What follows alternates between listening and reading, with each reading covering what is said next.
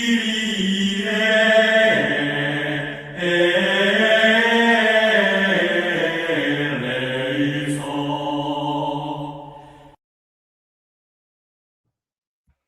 los corazones, bienvenidos de nuevo a este santo canal. Hoy tengo la oportunidad maravillosa de compartir con un montón de hermanos de mi país, de España, un camino de conversión que ha sido durante mucho tiempo poco habitual, pero que se está convirtiendo en una auténtica tendencia. Le damos gracias a Dios por ello y os doy la bienvenida. Hoy tendremos una tertulia en la que compartiremos un poco cómo ha sido nuestro proceso de conversión y esa transición. La mayoría de nosotros haber nacido ya en comunidades protestantes, no haber conocido nunca el catolicismo y habernos encontrado de frente con el sagrado depósito de la fe de la Iglesia. Buenas noches, José Pedro y Erea, ¿cómo estáis? Buenas, ¿qué tal, Samu? ¿Os Un podéis placer. contar un poco cómo ha sido vuestra trayectoria? ¿Qué os ha pasado? ¿Qué os ha traído a la Iglesia? Bueno, así brevemente, hemos sido ambos evangélicos de toda la vida.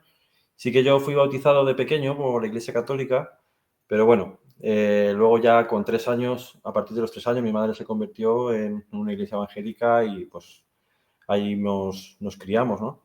Y bueno, pues sí que tuvimos como muchos una especie de salida, ¿no?, de la fe con 18, 19 años y luego como pues a los 4 o 5 años, con 22, 23, pues volví a la iglesia evangélica de nuevo, ¿no? Y bien, la verdad es que pues ahí estaba congregándome y sí que, bueno, siempre he sido un poco, por decirlo así, crítico. Siempre había cosas que a lo mejor pues no comprendía, sobre todo el tema doctrinal, tantas denominaciones. Y al final, pues acabamos haciendo reuniones en casa, en nuestra casa. Y esto fue a raíz de la pandemia, donde nos juntamos un grupillo y estudiábamos juntos, compartíamos en casa.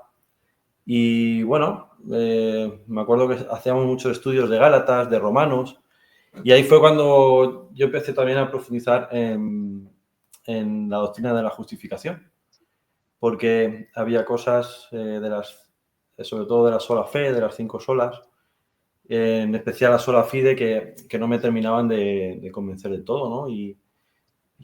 Me pasaba en el protestantismo que por mucho que tratara de juntar una doctrina, digamos, que aunara todo, no unos decían una cosa, otros decían otra, ¿no? Dentro del protestantismo hay gente que piensa que la salvación se pierde, otros que no, otros que hay como más la corriente calvinista, que es predestinación en el sentido, ¿no?, de Calvino, que Dios elige a unos.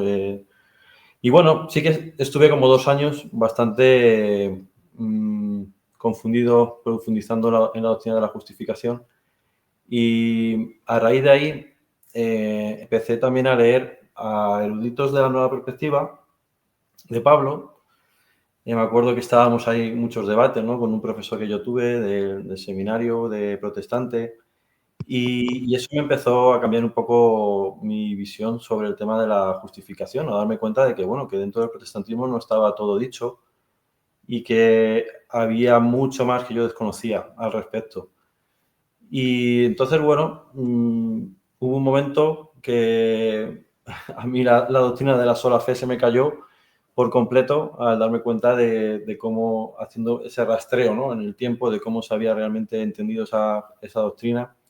Hubo un momento en que se me cayó. Comprendí que, bueno, en gran parte Lutero estaba realmente muchas veces malinterpretando, ¿no?, ciertos textos de Pablo. Y yo quería saber cómo la Iglesia también a lo largo del tiempo había interpretado esos textos, ¿no?, había vivido esos textos. Y ahí fue cuando me empecé a dar cuenta que, bueno, que realmente muchas de las cosas de la Nueva Perspectiva paulina eran católicas.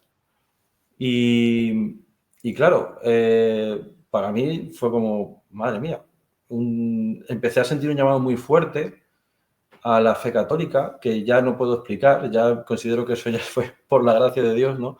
Un llamado bastante fuerte porque luego, obviamente, había cosas del catolicismo que yo no estaba dispuesto a aceptar como protestante. ni el papado, ni María, ni la comunión de los santos, las imágenes, pero era tan fuerte el llamado que yo sentía. También estaba mi mujer, Erea, que yo decía, a ver cómo yo le explico esto a mi mujer. Que se va a pensar que estoy un poco loco. Me acuerdo de leer a Scott Hahn cuando tenía yo toda esta barullo en la cabeza y su mujer se convirtió 4 años después que él y yo decía, madre mía, la que me espera, ¿no? Viendo su historia y todo. Pero bueno, gracias a Dios fuimos ya un poco de la mano con eso y ella vio que realmente tenía un llamado bastante fuerte y entre los dos empezamos a profundizar y a profundizar, ¿no? Luego fue también de bastante ayuda para sentar ideas, distintos canales de apologética, entre ellos también descubrí tu testimonio, Samuel, nos ayudó mucho para decir, vale, hay más gente, ¿no? Que está con esta, no sé, vamos, que ha pasado, ¿no? Por lo que estamos pasando nosotros. Y bueno, a raíz de ahí empecé a buscar en mi parroquia, aquí en el pueblo, o amigos católicos que tenía que me ayudaran.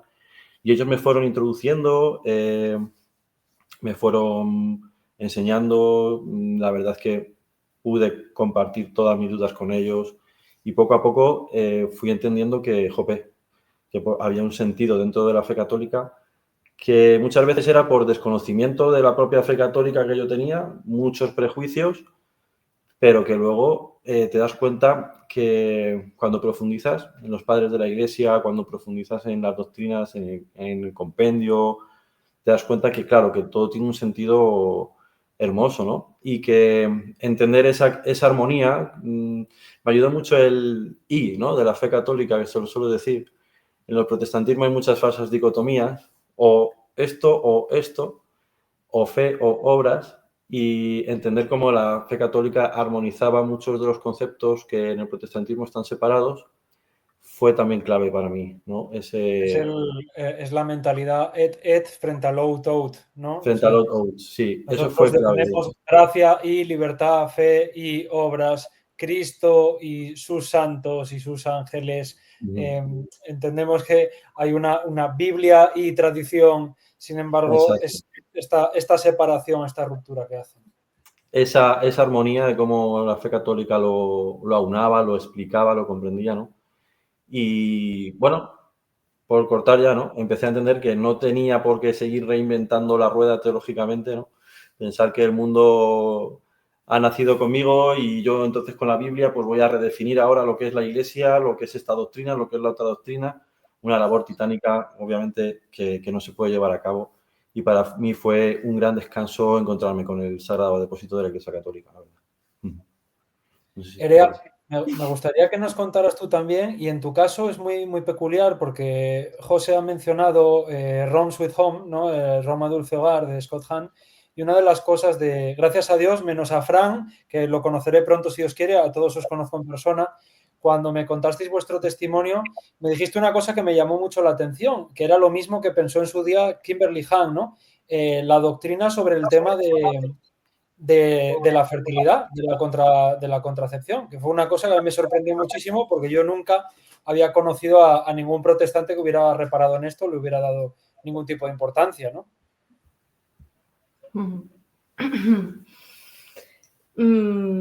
A ver, yo tanto por el tema de la fertilidad no fue, porque además estoy en un entorno en el que hay personas, amigas evangélicas que también lo viven así y lo llegan a entender sin compartir nada del catolicismo. Pero sí que me llamó mucho la atención el testimonio de ellos, me dio algo de paz en ese momento en el que yo pensaba que se había vuelto loco. Yo he tenido todos los prejuicios pues, que tienen todos los protestantes, todos. Y sabía rebatir a los católicos y evangelizar católicos. Y claro, ahora todas las que me vienen encima, ¿no? Todos los comentarios que me vienen, digo, es que yo he pensado exactamente igual. Pero ver a José cómo Dios le estaba tocando, para mí fue, no sé, me dio mucha paz porque dije, es que esto tiene que ser de Dios.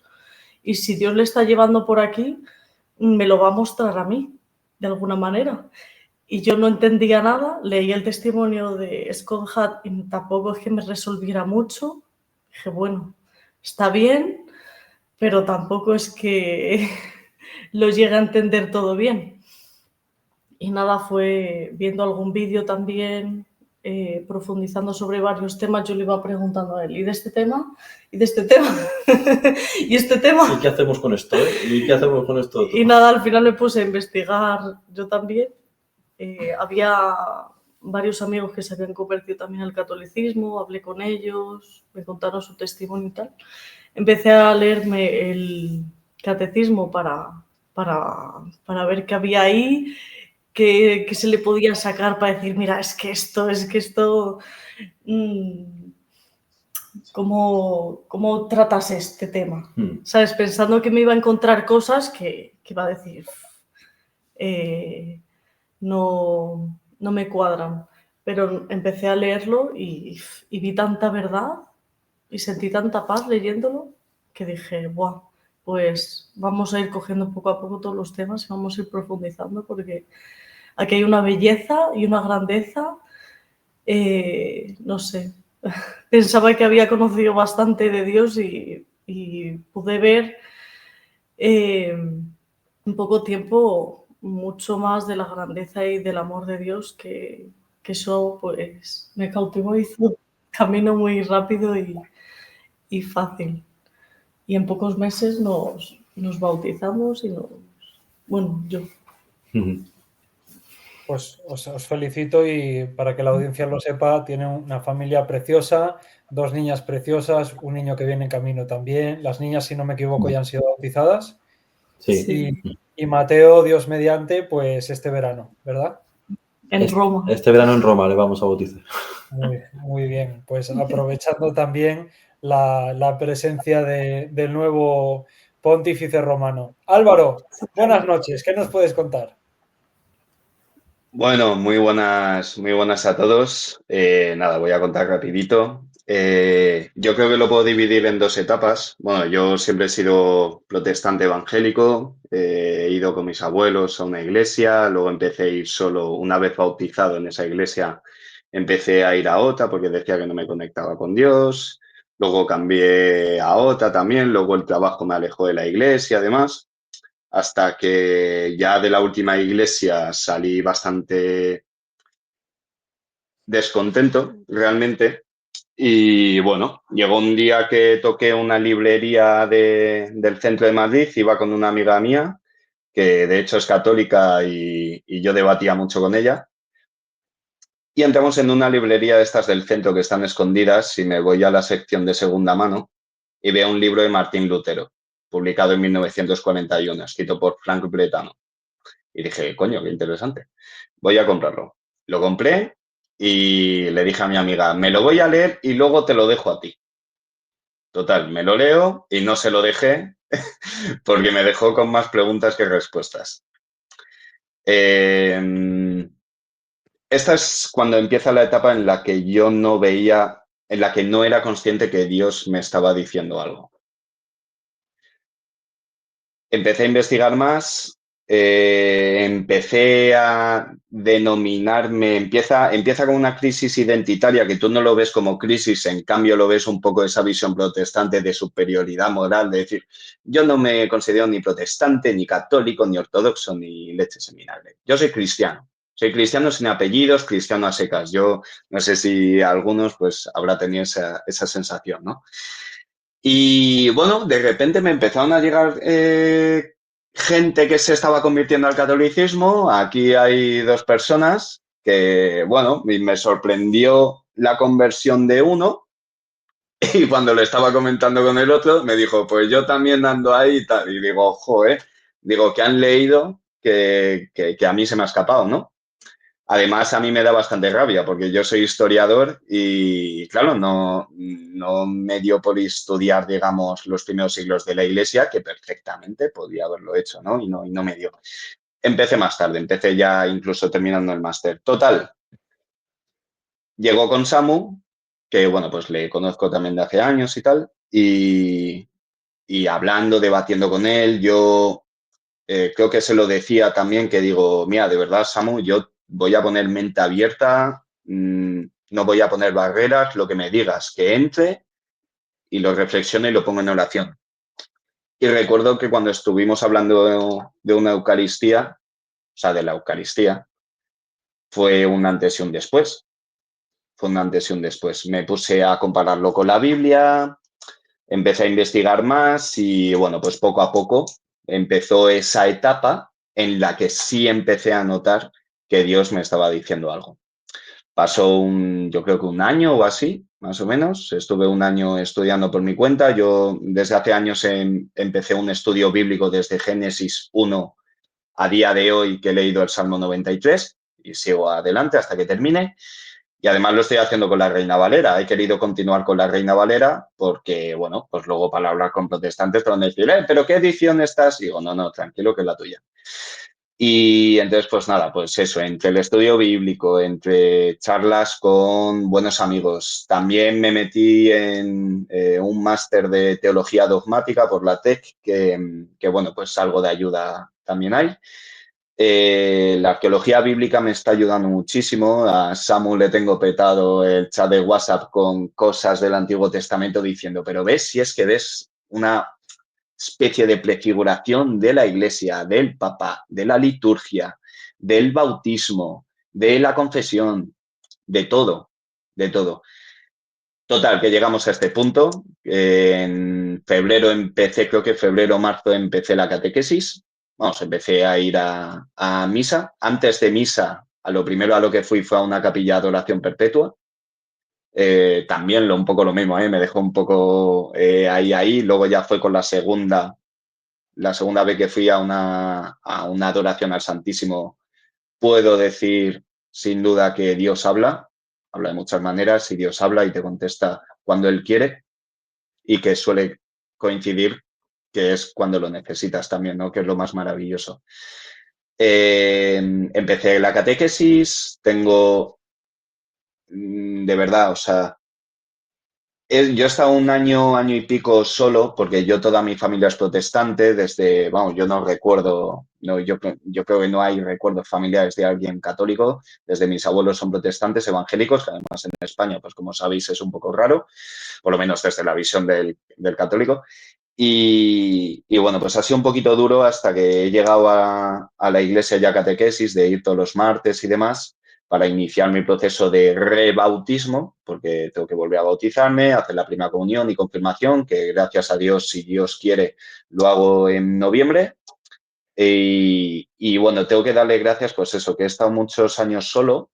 Yo tampoco he notado tristeza, pero entiendo lo que es la fe eclesial, que es comunitaria, es colectiva, tiene que ser en conjunto, tiene que ser en familia, con hermanos. Y he hecho un grupo muy bueno de colegas, de amiguetes. La verdad, hacemos muchos planes, me hacen ir muchísimo a la iglesia y es una gozada, la verdad, y le quiero dar, y aprovecho pues por último ya para darle gracias a Dios por todo este camino, el que estoy llevando y el que llevaré, que espero que no acabe, y seguir sumando conocimiento y demás. Muchas gracias, Álvaro. Solo una cosa, has dicho rebautismo. En lo que a mí me consta, el bautismo te lo dan por válido, ¿no? Simplemente rito de admisión a la iglesia. Sí, explico un poco. Yo tenía un diploma de mi bautismo que dije, perfecto, esto ya lo tengo como prueba porque yo, o sea, estoy convencido que la iglesia donde yo me bauticé con 14, 15 años, cuando pensaba, ¿no?, que estaba decidido a seguir, bueno, ya sabéis cómo es el rollo protestante en el bautismo, es en el nombre de la Santísima Trinidad. El tema es que en el diploma no salía nada. Hablé con el pastor, que es que ahora es pastor, el amigo con el que yo iba a la escuela dominical y todo, y me dijo que sí, que es así, que la fórmula es así. Además, él se bautizó conmigo, pero que no había pruebas. Yo le pedí si tenía un vídeo, una foto y no tenía. Hablé con el sacerdote de mi parroquia y me dijo que, pues, que lo más seguro es que me volviesen a bautizar, pero eso.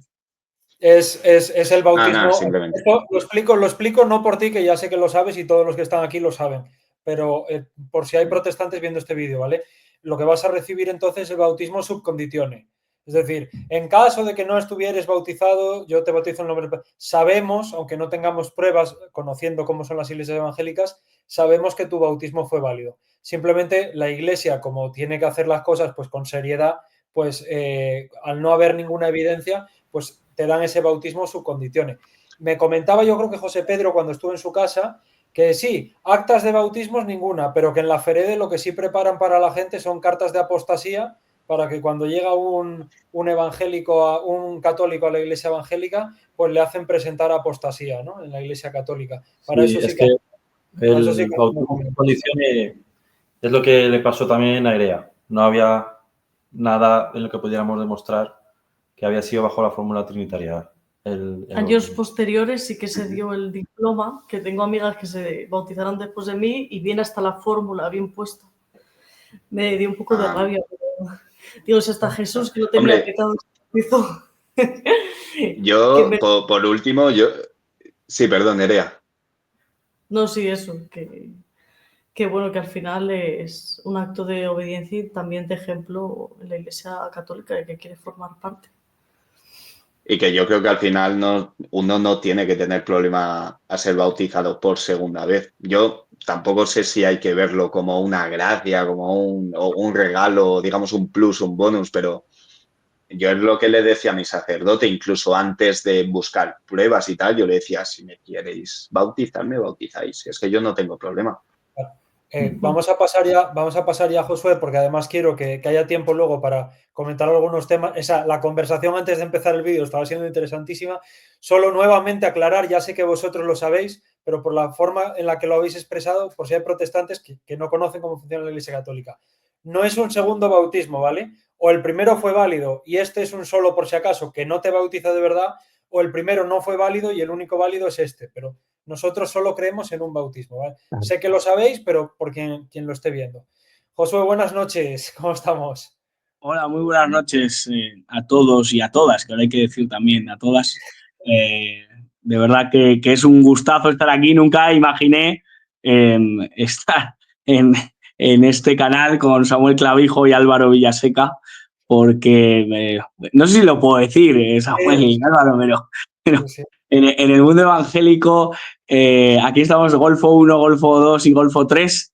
Yo es verdad que lo disimulaba un poco mejor, pero es una bendición y doy gracias a Dios por teneros aquí porque mi experiencia de verdad en la Iglesia Evangélica, ahora estoy escribiendo un libro que bueno, que no paso a promocionar, pero bueno, que espero que os llegue a todos y que creo que me está trayendo unos recuerdos pues muy bonitos, de verdad. Yo no tengo un trauma, yo de la Iglesia Evangélica no tengo un recuerdo oscuro, ni nadie me quitó el dinero, ni nadie me sacó un demonio, ni nadie, no sé, la visión que a veces se tiene de verdad. Yo tenía una caricatura hecha del catolicismo y siento que mucho católico tiene una caricatura hecha de la Iglesia Evangélica y la asocia a ciertas etnias o a ciertas que tienen parte de verdad, que tiene parte de verdad, pero yo creo que hay que desmitificar y hacer un trabajo también de explicar bien que creemos primero lo de evangélico en vez de evangelista. Yo creo que es el primer trabajo de campo que hay que hacer y que creo que hay que empezar por un inicio y ese no está mal, ¿no?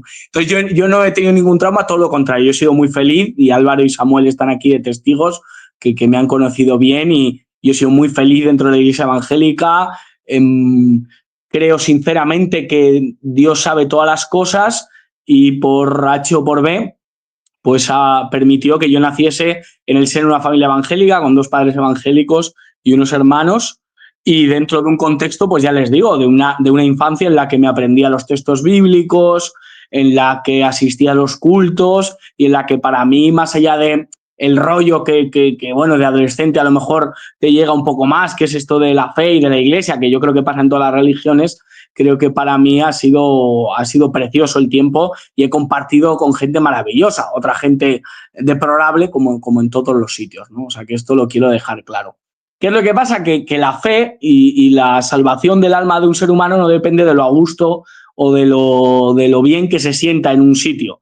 Yo entiendo que en eso es muy complicado competir con un evangélico porque te hacen sentir como en casa. El sentimiento de comunidad, el sentimiento de familia, el sentimiento en general, ¿no? El manejo de los sentimientos, ellos son unos fenómenos y la Iglesia Católica nunca tiene que ponerse por encima a competir en eso porque va a perdonar siempre, o sea, va a perder siempre contra la Iglesia evangélica, ¿no? En cuanto a lo sentimentaloide, levantar las manos, cantar canciones más bonitas. Ellos cantan mejor que nosotros, corean mejor que nosotros y levantan las manos mejor que nosotros. O sea, eso no...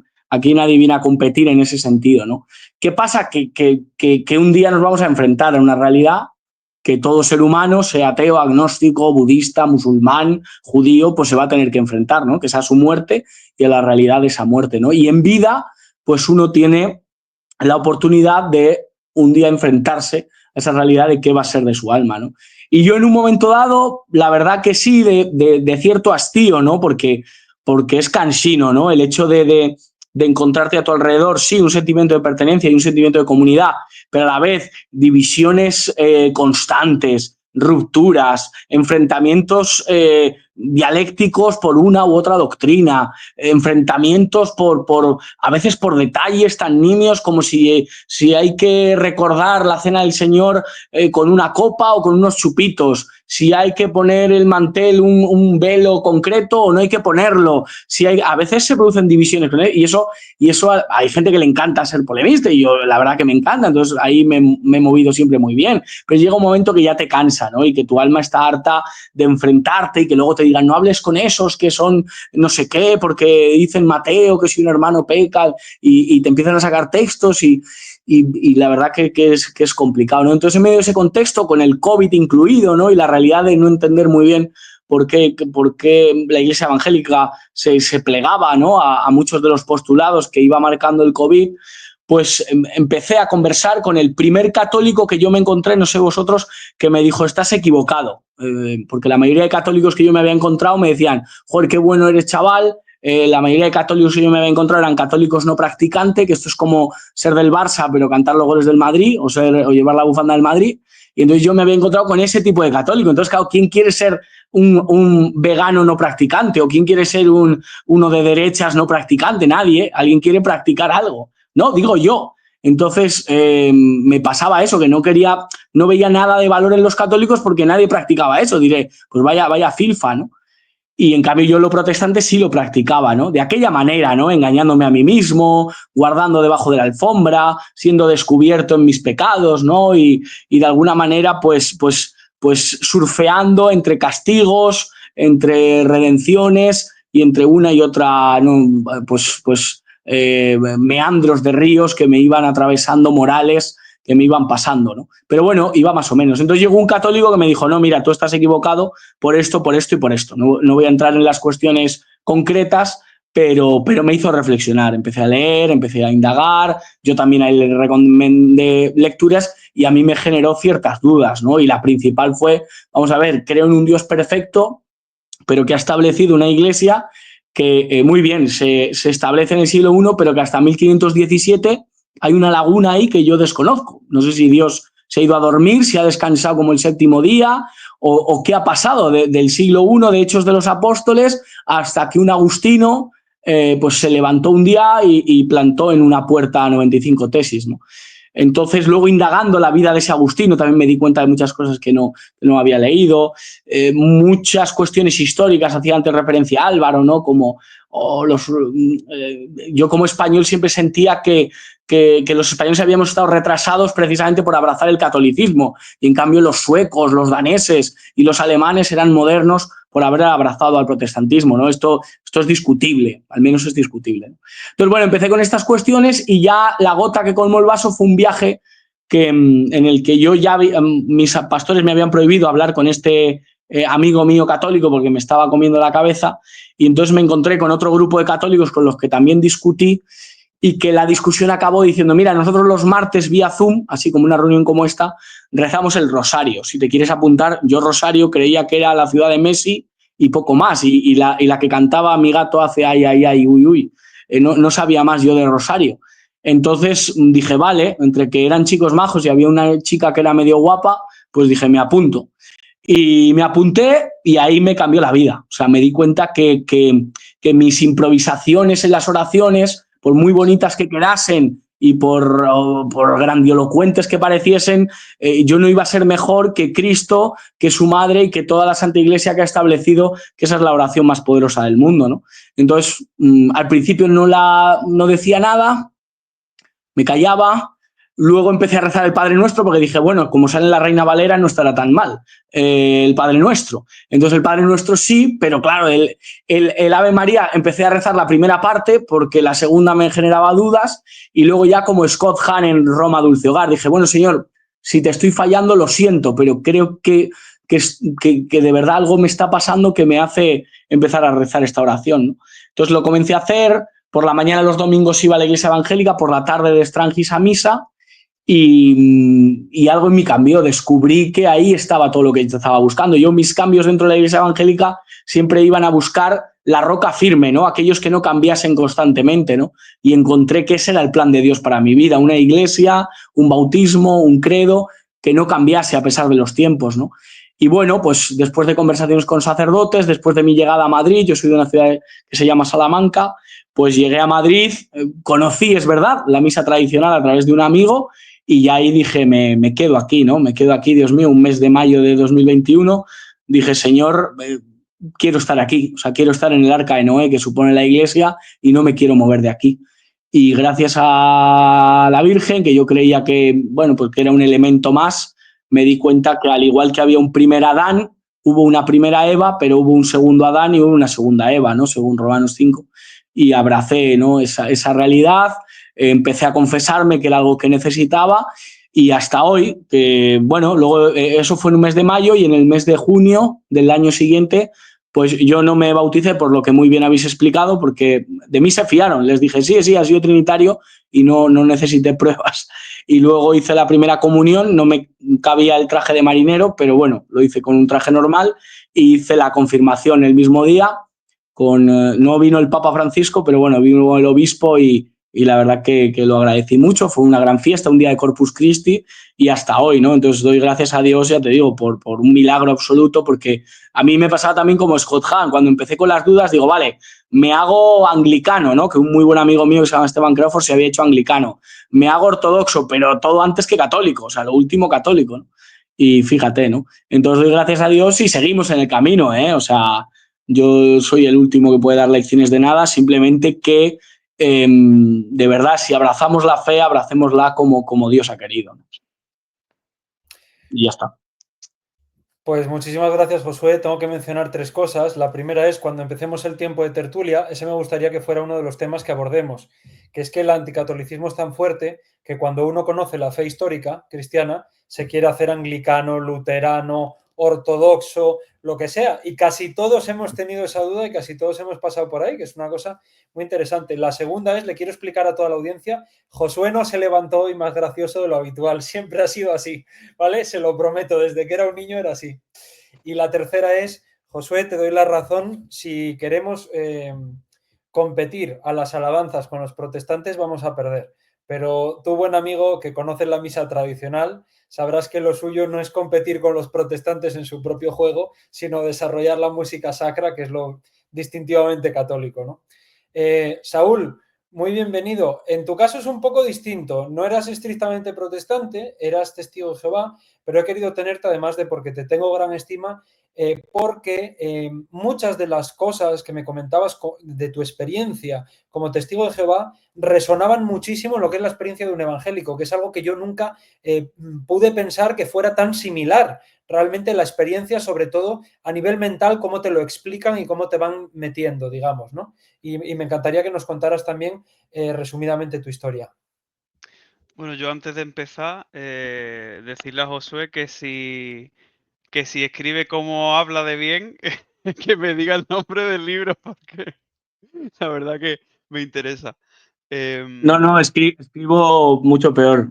Pongo hablar sin H y esas cosas. Bueno, mientras sea gracioso. No, pero yo te lo agradezco, hermano, y también te tengo alta estima. Y la verdad que aquel día que nos encontramos en la peregrinación, que me iban diciendo los miembros de mi capítulo y demás, fue una auténtica bendición. Y además, como nos dijeron en un comentario del vídeo entrevista que hicimos, una coincidencia totalmente providencial, porque tú te llamas Samuel y yo me llamo Saúl. Así que bueno, dicho lo cual, yo, yo nací en el seno de una familia testigo de Jehová. Lo único que ellos, pues en aquel momento no eran practicantes. Y a mí mi padre me leía por las noches, bueno, pues las historias bíblicas, ¿no? De Sansón, del rey David, en fin, de todo esto, ¿no? Del pecado original, de Adán y Eva y todo esto. Y bueno, sin reunirme en ningún sitio ni practicar más nada que ese ratito de lectura con mi padre, empecé a desarrollar pues esa necesidad, ¿no? De algo trascendente, bueno, pues, de un contacto con Dios. Entonces, esto digamos que se pospone hasta que llega mi adolescencia, cosa un poco quizás rara, porque la adolescencia, mira que uno está un poco más rebelde y lo que quiere es probar cosas nuevas y hacer lo que le da la gana. Pues yo no, yo me metí entonces no en una iglesia, en un salón del reino, que es lo que tienen ellos, y, y vestido de traje y chaqueta de punta en blanco todos los viernes y todos los domingos. Entonces, bueno, es curioso, ¿no? Cómo se fueron sucediendo las cosas y también me ha resonado bastante lo que tú decías, ¿no? No sé si era Josué o era antes, no recuerdo ahora mismo, o Álvaro. Esto de que en las iglesias protestantes muchas veces, bueno, en este caso ellos no son ni siquiera protestantes, pero siempre pasa lo mismo, ¿no? Aunque tengamos calificativos distintos, creo yo que la historia siempre se repite un poco y, y lo que sucede es como que acabas con ese hastío, ¿no? Con esa decepción. Y en muchos casos, tristemente, con la pérdida de la fe, como fue en mi caso. Porque claro, como aquí cada uno se inventa lo que le sale de su alma, pues claro, uno es más recio en su doctrina, otro es más blando, otro, bueno, en fin, yo qué sé. A mí, por ejemplo, el hombre que me daba el estudio me tenía que dar 3 horas de estudio cada vez que venía a darme el estudio de la Biblia, según la interpretación de esta gente, porque así se descontaba horas de predicación en la calle. O sea, espectacular. Así que, bueno, mi camino fue ese hasta el punto de que llegué a perder la fe, ¿no? Eso que había ido desarrollando con los años y con esas historias que me contaba mi padre, pues desembocó en que me di al mundo, a los placeres vanos y a toda la ponzoña que hay, que gracias a Dios de verdad que en fin, que eso terminó. Y me hace gracia precisamente porque cuando volví otra vez a cuestionarme, ¿no? Porque yo llegué a unos puntos en los que yo pensaba que una persona inteligente no podía creer en Dios porque era estúpida o porque tenía miedo a morirse simplemente y no podía creer por tanto en Dios. eh, Cuando me pasó lo que voy a contar a continuación, me adelanto un poco, yo le dije a mi padre, que mi padre sigue creyendo en Dios, aunque no practica ni nada, digo, me voy a hacer evangélico. O sea, yo, en mi vuelta quería irme a los evangélicos y me dijo mi padre, ¿no? Con este tono también de padre de, ¿a los aleluya te vas a ir? Y digo, no, no, a esa iglesia no. Pero, pero bueno, yendo ya un poco al medio de la cuestión para tampoco extenderme muchísimo, lo que fue el punto de quiebre en mi caso, ¿no? Y lo que fue un antes y después, pues bueno, yo creo que como todos los que estamos aquí, yo también recibí esa formación anticatólica de que la Iglesia Católica es la gran ramera y de que, bueno, los curas son devoradores de niños y de todo lo malo y, bueno, lo que te puedas imaginar. Y, por supuesto, como también decía antes Josué, pues uno, o tú, Samu, uno lo que piensa como última opción es convertirse en católico. O sea, como he dicho hasta hace un momento. Antes me hago evangélico o me hago un budista o me hago lo que tenga que hacer, pero católico no. Bueno, yo estoy ya en esta parte final de mi ateísmo hace un año, porque esto fue hace un año, estudiando política. Fue una cosa, la verdad, que curiosa, pero estudiando política fue como, ¿cómo es posible que hubiese personas tan inteligentes que habían hecho cosas tan buenas, también científicos a su vez, bueno, que habían desarrollado teorías complejísimas y, en fin, y muy duchos e inteligentes que pudiesen creer en Dios? ¿Cómo es eso posible? Entonces, fue poco a poco acercándome, ¿no?, a una postura un poco menos radical, hasta que ya un día, desesperado, porque la verdad es que ya estaba harto de pensar y repensar, ¿no? ¿Será, no será? Esta vida no tiene sentido. Encima, claro, el ateísmo lo que te conduce es como diría Antonio Gala, al insomnio, a la resaca y a la mala vida, ¿no? Al decir esto es una mierda, con perdón. Entonces, bueno, se me ocurrió hacer una oración antes de acostarme. Digo, bueno, vamos a ver, yo pienso que no va a pasar nada, que Dios no existe, pero como tampoco pierdo nada y estoy, la verdad, que bastante cansado de estar dando vueltas aquí en mi cabeza y en este sinsentido de existencia, voy a hacer una oración. Y la oración fue muy sencilla, simplemente fue pedirle a Dios que si verdaderamente existía, que me lo mostrase. Nada más. Yo me fui a la cama pensando, muy escéptico, que no iba a pasar nada, porque yo no creía en cosas excepcionales ni en nada. Y resulta que me despierto a las 3 de la mañana con una pesadilla que, con todo lo grande que me ve, que a mí sí me cupió el traje de marinero, me eché a llorar como un niño, pero de una forma que tuve que llamar hasta a mis padres. O sea, lo que yo había visto no era algo natural y eso lo tenía clarísimo y no me hacía falta segundas opiniones ni nada, pero fue tan, ¿cómo decirlo? Es que no sabría ni siquiera darle una palabra para calificarlo. Fue tan que me abrumó de tal manera que es que no podía articular palabras. Y, y no es que viese rayos y de repente, una nube.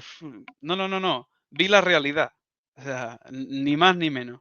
Vi que estábamos sirviendo a alguien y que ese alguien, pues bueno, es el patas, ¿no? Que le dicen, el demonio. Y lo vi clarito. Además, lo vi en forma de mujer, cosa que me parece muy curiosa, porque se ceba especialmente él con las mujeres y con un feto en las manos. Eso es lo que yo vi en el sueño. Y las manos, pues, mis manos llenas de sangre, inocente. No sé cómo, pero yo sabía que eso era sangre inocente. O sea, fue muy simbólico, pero me quedó clarísimo. Y al día siguiente fue, fue como decir, vale, Dios existe. Ahora, siguiente paso. Lo que pasa es que se me complicó un poco el tema porque ese tipo de sueños, ese tipo de pesadillas empezaron a repetirse recurrentemente. Y claro, eso lo que hizo fue también que yo, pues, no quisiera dormir, como es lógico, por la noche, porque si sabes que vas a tener una pesadilla no de índole natural de esas características, pues no apetece mucho irse a la cama.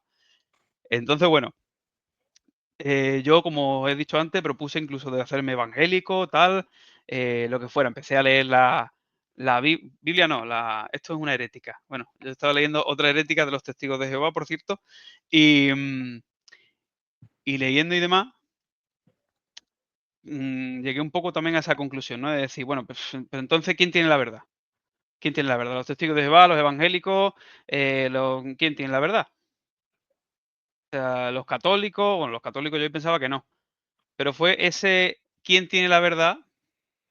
El que me hizo moverme y buscar a ver quién fue, ¿no? Y empecé un poco también gracias al padre Rabasi por patrística, con cosas súper sencillitas y uno se iba dando cuenta, ¿no? O sea, me dolía aceptarlo, pero te ibas dando de cuenta. También se juntaba un poco con este tema de las pesadillas y demás, que yo, yo creo que no sé si ciencia infusa o por qué, un día ya me levanté cansado de tanto bregar con las pesadillas y me fui a la iglesia a buscar un cura. O sea, yo, sin ser católico y sin creer en los católicos, fue como, por favor, que me ayude alguien porque yo no puedo dormir, estoy desesperado ya. Ese día no estaba allí el párroco, por lo que fuera, pero bueno, esta fue mi entrada a la iglesia y se fue sucediendo un poco, pues eso, con investigación también de patrística, con un poquito también de filosofía, o sea, de qué es la verdad, ¿no? Esto que decía Pilato, ¿qué es la verdad? ¿Quién es la verdad? ¿No? ¿Por qué dicen los católicos que Jesucristo es Dios? Yo nunca los había escuchado, bueno, pues ahora quiero escucharlo. Y así. Así que, en resumen, un poco eso.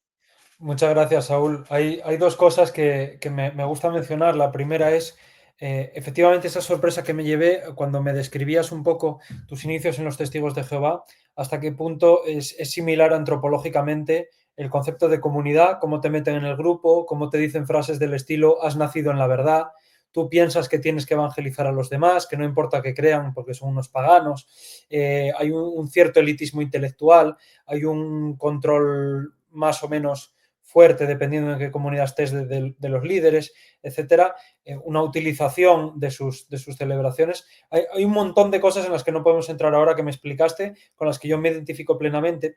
Y luego la segunda cosa que me sorprendió mucho y a mí me ayudó también a entender mis propios escrúpulos aprendidos por venir de la comunidad de la que vengo, es cuando nos encontramos en la peregrinación a Covadonga y vi que tenías escrúpulo para aceptar a Jesús como Dios.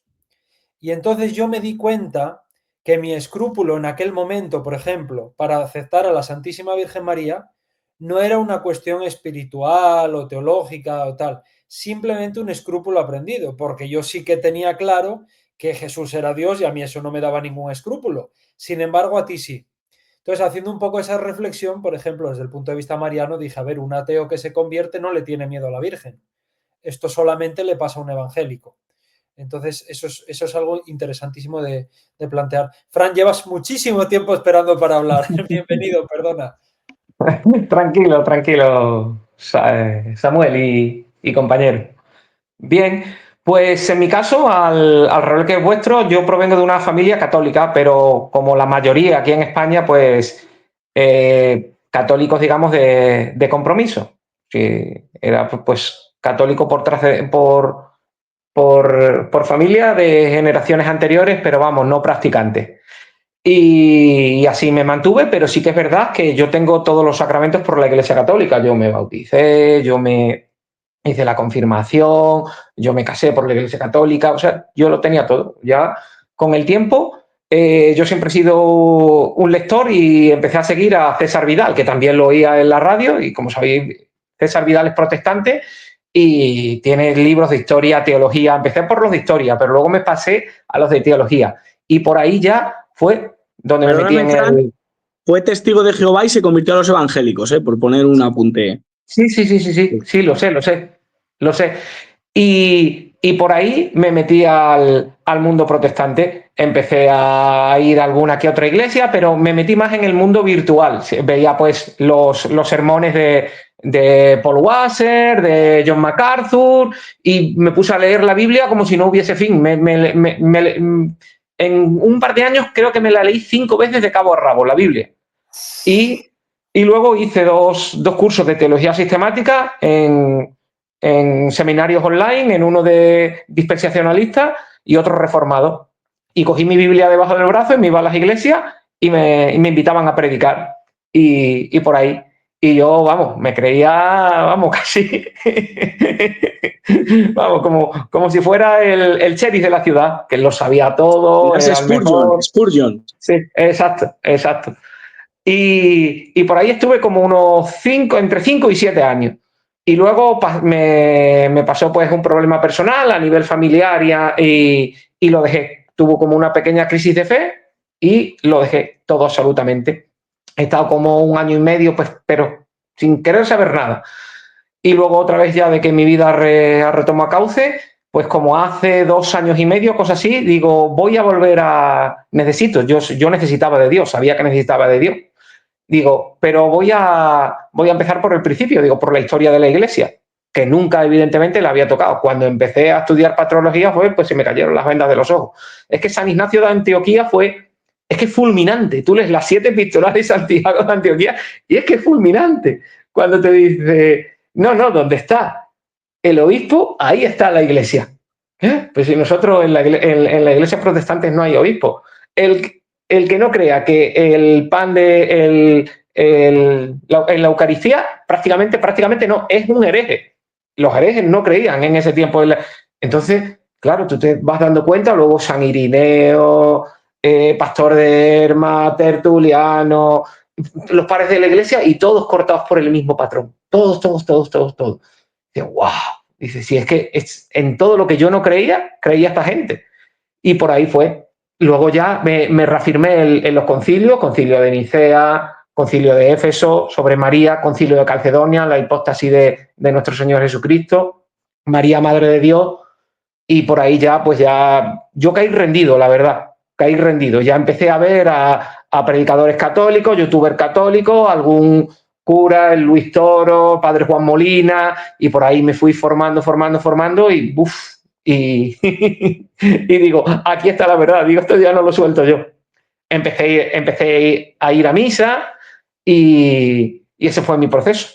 Y la verdad es que es algo inenarrable. Lo que yo siento en una simple misa es que es algo, pues yo cuando hacemos profesión de fe y decimos el credo, para mí es algo que me llena. Y tanto la Mariología como la comunión de los santos, para mí, es que me llena, me sobrepasa el pensar que hay personas en la iglesia triunfante que se preocupan de nosotros, que están orando por nosotros. Eso me da una seguridad, que está nuestra Santa Madre siempre, que es la que nos lleva a Jesús.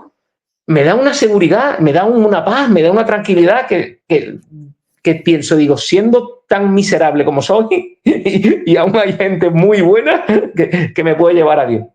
Y la verdad es que en ese proceso estamos, y cada vez más con más determinación, cada vez con más ganas, cada vez pues de seguir perseverando y de ayudar en lo que pueda pues a cualquier persona que pueda. Y ese es mi testimonio.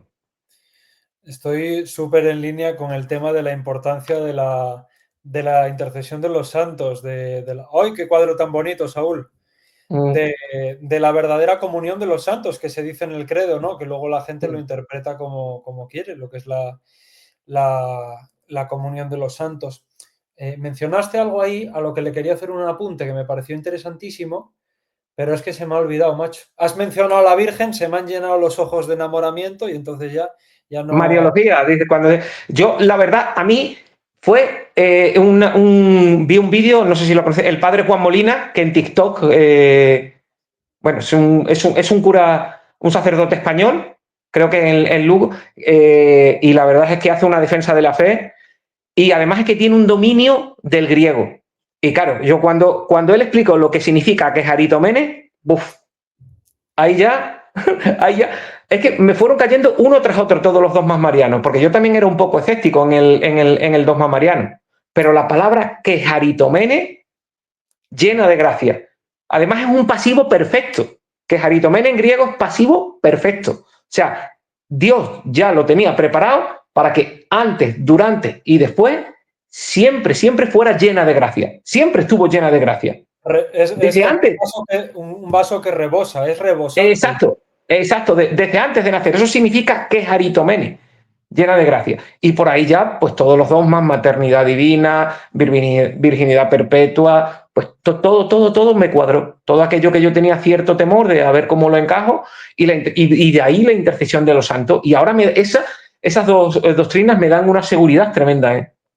Además hay cosas que están como súper claras, no entiendo cuál es la discusión. Los que la Biblia dice que son hermanos de Jesús, la propia Biblia dice quiénes son sus padres.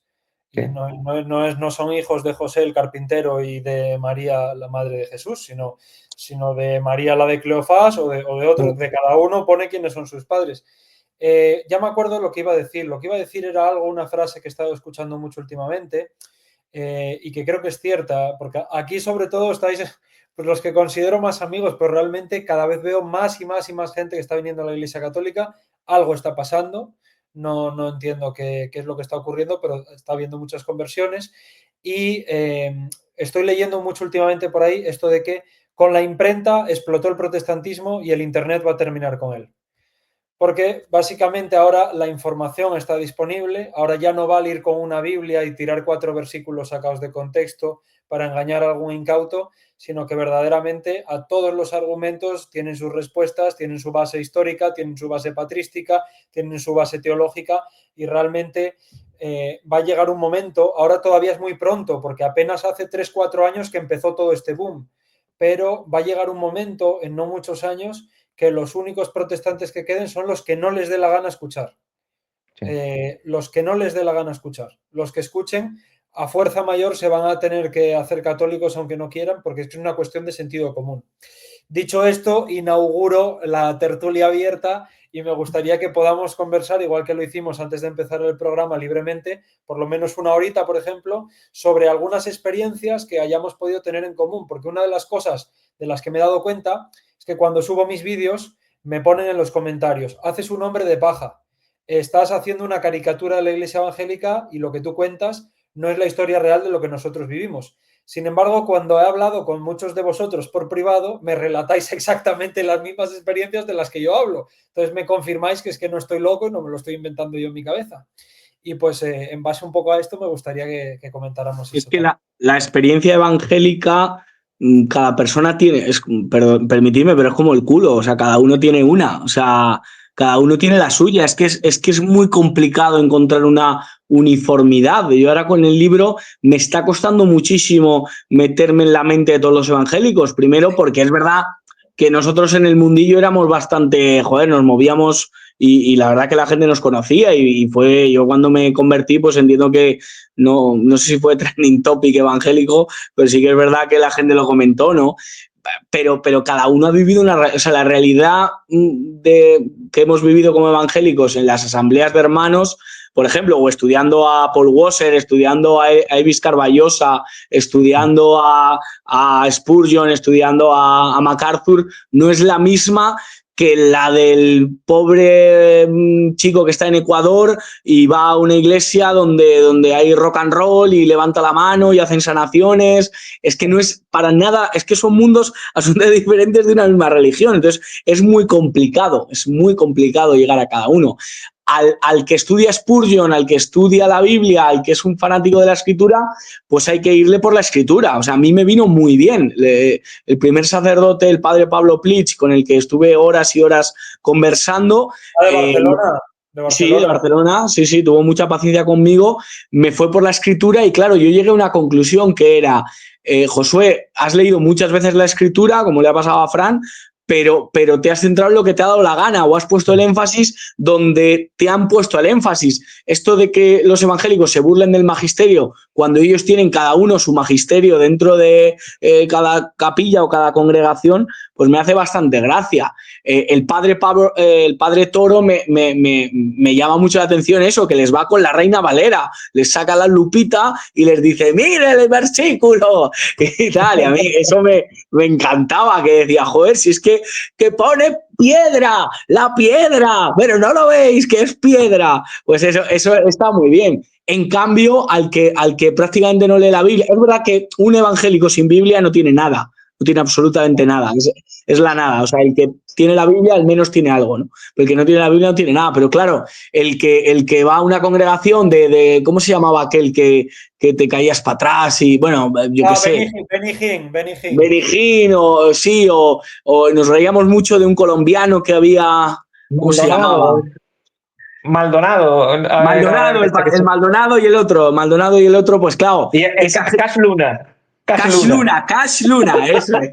El Cash Luna, pues claro, a ese chico lo que hay que hablarles de que se está quedando, pues no sé, que le están vendiendo una moto y que la Iglesia Católica tiene una majestuosidad que nunca va a competir con ese garaje en el que se levanta, o ese estadio, porque a veces llenan estadios, ¿no? No es lo mismo el que paga el diezmo que el que no lo hace, no es lo mismo el que viene de la Iglesia Bautista donde hay un pianito y... ¿Me entendéis, no? O sea, para mí también es complicado. Entonces yo le pregunto al evangélico, ¿de dónde vienes? ¿Qué crees? en qué, como muy bien decía antes José, unos creen que la salvación se pierde, otros creen que no se pierde nunca. Es verdad que hay ciertos consensos, lo de la Virgen, pues todos la desprecian, ¿no? O sea, no hay prácticamente ninguna denominación evangélica que considere a la Virgen, pero sí que la hay. Por ejemplo, yo me acuerdo de Sproul, que tenía en mucha consideración el bautismo de infantes, ¿no? Y que los presbiterianos tienen mucha devoción por eso. Entonces, para mí es muy complicado el hecho de evangelizar al protestante porque, o al evangélico, mejor dicho, porque cada uno es su mundo. Entonces, cada uno me lo enfrento con una realidad. Sí, pero el bautismo en las confesiones protestantes no es regenerador en ninguna. En la Iglesia Católica sí. Eso es verdad. Eso es verdad. En la luterana sí. En la luterana sí. ¿Es regenerador? ¿Se recibe el Espíritu Santo en el bautismo? Sí, Samuel. Se perdona el pecado original, sí.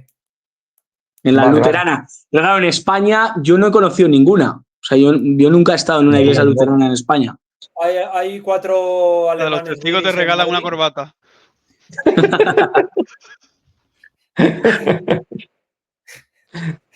Hay un obispo luterano que ahora sale mucho en YouTube, un argentino que está como una cabra, que da clases de exorcismos para que cualquiera haga exorcismos en su casa.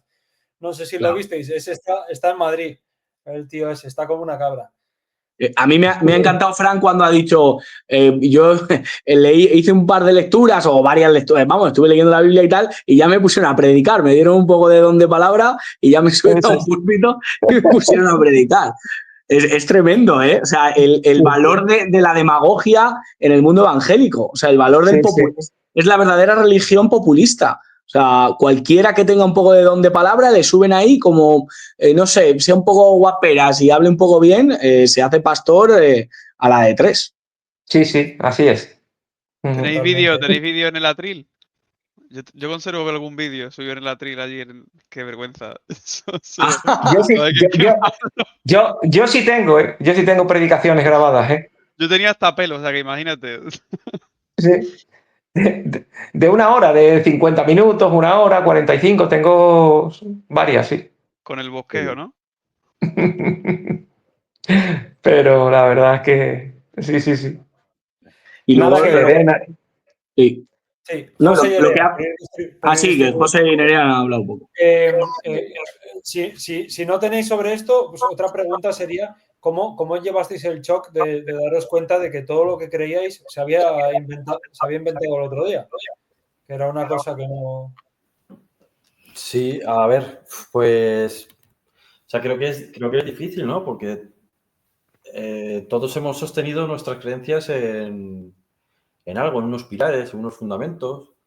¿Qué pasa? Que claro, cuando yo empiezo a echar para atrás, digo, bueno, si yo soy protestante y mi fundamento último tiene que estar en los padres del protestantismo o en los reformadores, y yo veo que el evangélico moderno está súper desconectado ya de por sí de sus propios padres, del protestantismo, no creen muy pocas cosas de lo que creían ellos. Yo digo, jope, pues aquí pasa algo, ¿no? Que estoy creyendo yo. Me ayudó mucho a darme cuenta de que al final mucho del protestante es algo así como la fe del modernismo. Y que tenía también mucho... Tiene una frase de Chesterton que decía, ¿no?, que la Iglesia Católica te libra de ser víctima o un hijo de tu propio tiempo.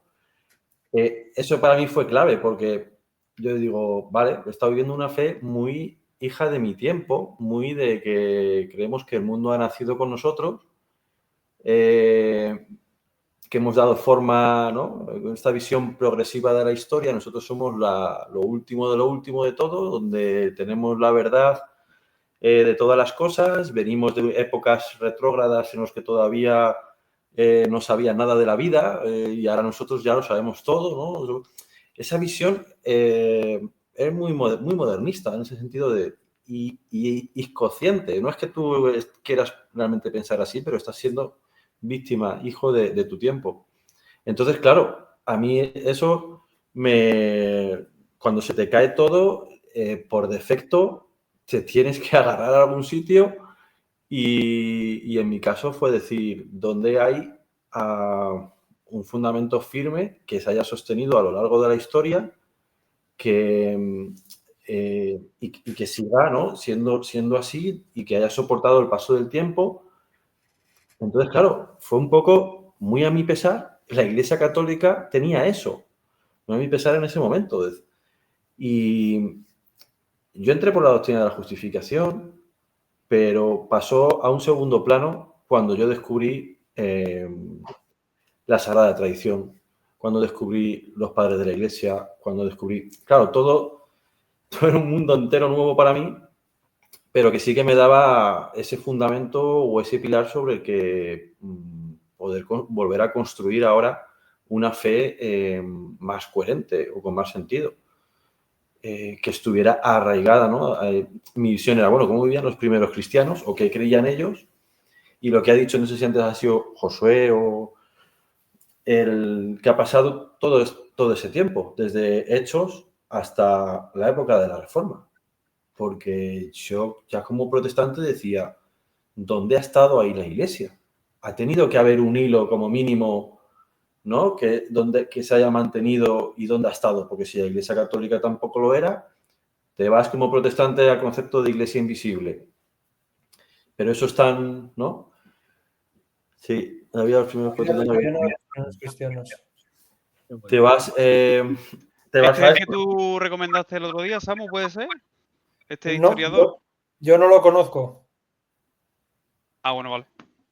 Sí, pero que era buen historiador y lo único que había que tener un poco de ojo porque era un poquillo moderno el hombre. Ah, no, pero ese estábamos hablando de... ese fue el que mandó Álvaro. Estábamos hablando de... ¿quién era este que era modernista al principio? Y luego se fue... Era como de la cuerda de Benedicto. ¿Quién era el historiador, Álvaro? El historiador. O sea, bueno, era de patrística. Lo estuvimos comentando el otro día. Y Daniel Lowe. Ah, vale, Eso. Pero moderno. Ah, vale. Ya está, sí. Ese, el obispo Daniel Lowe, el cardenal Daniel Lowe, o Danielu, o como se diga. Yo me hacía también la pregunta del siglo I, más bien, al siglo IV, cuando se establece el canon bíblico, también ahí qué ha pasado. O sea, ¿en qué creían los primeros cristianos si no podían decir, en Primera de Juan 3:6 dice esto, en Hebreos 12:1, ¿qué pasaba? Ahí Dios no... Hasta el siglo IV, y sobre todo, ¿quién escoge eso? Decía San Agustín, creo en la autoridad de la Biblia porque se la da la Iglesia.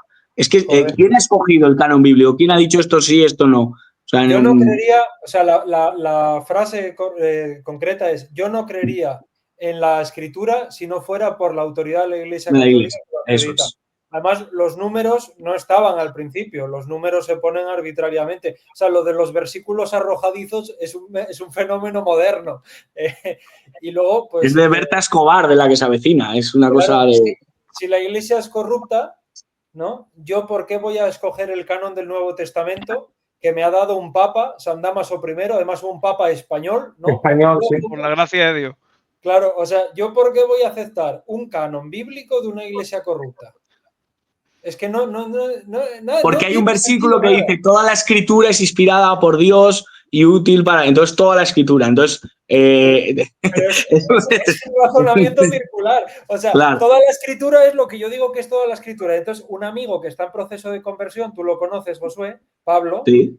Pablo, ¿vale? Pues él le preguntó a un evangélico que él, si creía en la sola escritura, ¿cómo sabía cuáles libros formaban parte de la sola escritura? Y entonces cogió y dijo, mira, viene aquí, y le enseñó el índice. Entonces claro, yo digo basado, que ya ganó el debate. Yo digo que esto es palabra de Dios porque aquí dice que es palabra de Dios. Toda la escritura, ¿vale? Y entonces la carta de Clemente a los romanos, ¿es parte de esa toda escritura o no? No es parte porque se nota. Esto te dicen los protestantes, se nota. Y digo, se siente. ¿Y tú qué es lo que notas? ¿Qué es lo que notas? Sí. Es que, sí, o más cartas a los Corintios que hubo de San Pablo, o sea, y realmente eso lo elige la Iglesia. Entonces, cuando me di cuenta de esa autoridad que tenía la Iglesia, dije, vale, que no soy yo el centro del mundo o no somos mi capilla el centro del mundo, que es que aquí ha habido una tradición, ha habido una serie de personas que han mantenido que esto sea la verdad, ¿no? Sí, para mí eso fue clave. O sea, porque me llegó una etapa, ¿no?, de crisis y yo que me sentía le llamo deísmo eclesiológico. Llegué a pensar que aquí Jesús fundó su iglesia en el siglo I y, ¡hala!, ahí os las apañéis, ¿no? Que cada uno con su Biblia se encierre en su habitación y para adelante. Y yo decía, claro, porque no, era un poco lo que cuando hablaba con algunos protestantes y amigos, la Biblia, porque yo la Biblia y el Espíritu Santo. Vale, venga, te lo compro. Pero ¿y por qué a ti el Espíritu Santo te está diciendo una cosa y al de enfrente le está diciendo otra, y a Venganito otra, y a mí como protestante otra, porque yo ahora me voy a fundar mi iglesia en mi casa y yo lo voy a hacer pues también a mi manera, como yo considero que... Claro,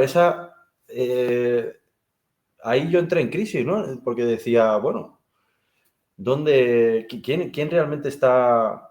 Si Jesús instituyó su iglesia, instituyó el bautismo, la Eucaristía, a sus apóstoles, creo que tiene que haber un depósito de verdad ahí y en la forma en la que fue establecido. ¿Y dónde puedo yo buscar cómo fue hecho? No, pues tienes ahí la historia. Pero no puede ser que aquí cada uno vaya a su bola o no me imagino a Jesús diciendo, no, a ver, ¿tú cómo crees que es el bautismo? Bueno, pues yo creo que hay que bautizar a los infantes.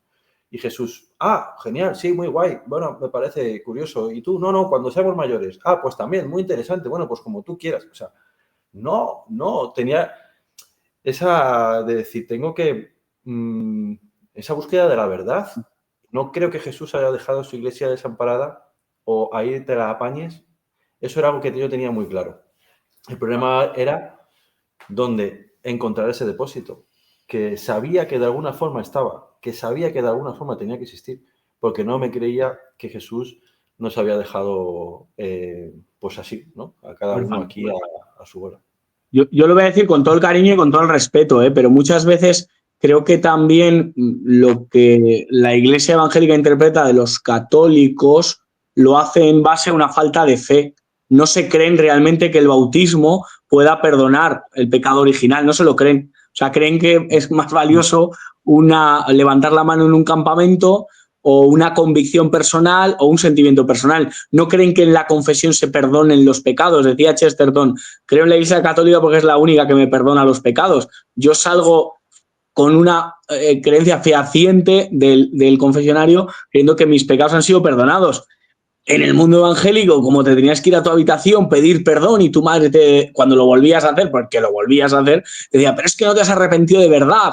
Y tú decías, pero joder, si he derramado lágrimas, si he pedido perdón, ¿cómo esto no va a ser un arrepentimiento de verdad? No, tienes que volver a arrepentirte y te volvías a arrepentir y volvías a hacerlo. Era una cosa tal y te escondías y en el cuerpo de Cristo pasa lo mismo. No se creen realmente que en el pan, que Dios haya elegido el pan para aportar su cuerpo, ¿no? Entonces es una falta de fe y como la fe es algo que Cristo dijo, el que le falte que la pida, pues que se pida, que pidan fe porque realmente llega y experimentas algo que es maravilloso, que es que puedes probar a Cristo, que Cristo ha querido que mediante el pan y mediante el vino no solo lo recordemos y luego pasen los niños a la escuela dominical a coger el pan que sobra y esas cosas. No, que es que está ahí presente, que lo puedes probar, que está hecho para todo ser humano, para aquel que arrepentido pues esté limpio y esté en santidad. Lo de ir al cielo me hace mucha gracia. No, este hermano se va al cielo seguro porque tal, porque no sé qué.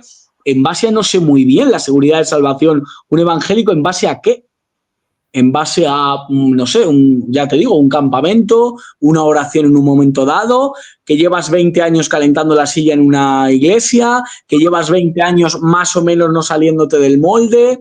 No sé muy bien dónde radica la fe. A mí, mis padres se ponen un poco nerviosos cuando les digo, pues mira, Dios es el que da y quita la salvación, en el sentido que Dios el pecado no lo va a poder tolerar, ni muchísimo menos, y por lo tanto yo espero sentirme justificado y ser santo delante de Él cuando llegue al final, pero esto no depende de mí, esto depende, hombre, evidentemente que sí, de probar la Eucaristía y de los sacramentos y de arrepentirme, ¿no? Pero mucho cuidado con yo es lo que me notaba dicen, joder, qué fácil es ser católico, te confiesas y ya está. No, lo fácil es ir por la vida sin creer que hay confesión, sin creer en que, oye, creyéndote que eres mejor que el que tienes al lado, porque claro, como ninguno os tienes que arrepentir delante de nadie, pues nada, eso es lo fácil, ¿no? los sacramentos es lo difícil, ¿no? Es la puerta estrecha. Así que yo también viví eso, ¿no? Ir desmitificando cosas que yo tenía absolutamente, no sé, validadas en mi vida y que se hicieron añicos cuando empecé a rascar un poco. O sea, de verdad que lo mío sí fue una lucha con ciertas cosas, la mariología y tal, pero enseguida fue un muro que se cayó, ¿eh? Enseguida el rosario hace unas cosas que es impresionante. Sí, sí. Bueno, y Pues, entonces, Juan capítulo 20, versículo 23, ¿eso qué? O sea, sí. si reciben el Espíritu Santo, no, perdón, sí, sí, si ustedes le perdonan pecados a alguien, le quedan perdonados. Ah, Si sí. no los perdonan, no les quedan perdonados. ¿Quién? O sea, es también un símbolo, es algo abstracto. Es como dice mi padre, dice, yo me confieso directamente con el de arriba. Ah, bueno, pues yo no sabía que usted tenía línea directa, pero es que... Pero es que eso lo he explicado 50 veces. Es que son gnósticos, no creen en la encarnación. No, ya, claro. Entonces, como no creen en la encarnación, todo es espiritual, todo lo que sea tangible, Claro. sacramental, humano, al fin y al cabo, no creen en la redención de la materia. Entonces, bueno, le voy a dar paso a Frank, que quería hablar, pero sí te tengo que decir, Josué, que me has puesto muy nervioso porque me has comparado a Dios con Pedro Sánchez. Si no tienen, que lo pidan. Ah, ya, claro, efectivamente. Yo estoy bien, como decía, así yo estoy bien. Sí, yo la verdad también con algún protestante últimamente que he hablado, que ellos hasta te aceptan que hasta Constantino quizás la iglesia se mantuvo pura, pero luego a partir de ahí ya se corrompió, a partir de Constantino. Pero si es que ya en la época de Constantino ya el germen de todo lo que cree la iglesia católica estaba. Ya estaba ahí. Y a O sea veces, ni, y a que veces ni el germen, o sea, estaba totalmente desarrollado un montón de cosas. Yo a veces les digo que si es que Constantino viajaba en el tiempo, porque en plan, instituyó él cosas que le preceden por cientos de años. Eso es, eso es. Además, que Constantino al final no instituyó nada, porque con el edicto de Milán lo que hizo fue que no persiguieran a la Iglesia Católica, ni siquiera la reconoció como religión oficial, que fue Teodosio más adelante. Pero que vamos, que aparte de eso es que ya estaba. Mira, ya estaba hasta las oraciones de María, el Suntum Presidium ya estaba antes de Constantino. La primera oración a María Virgen.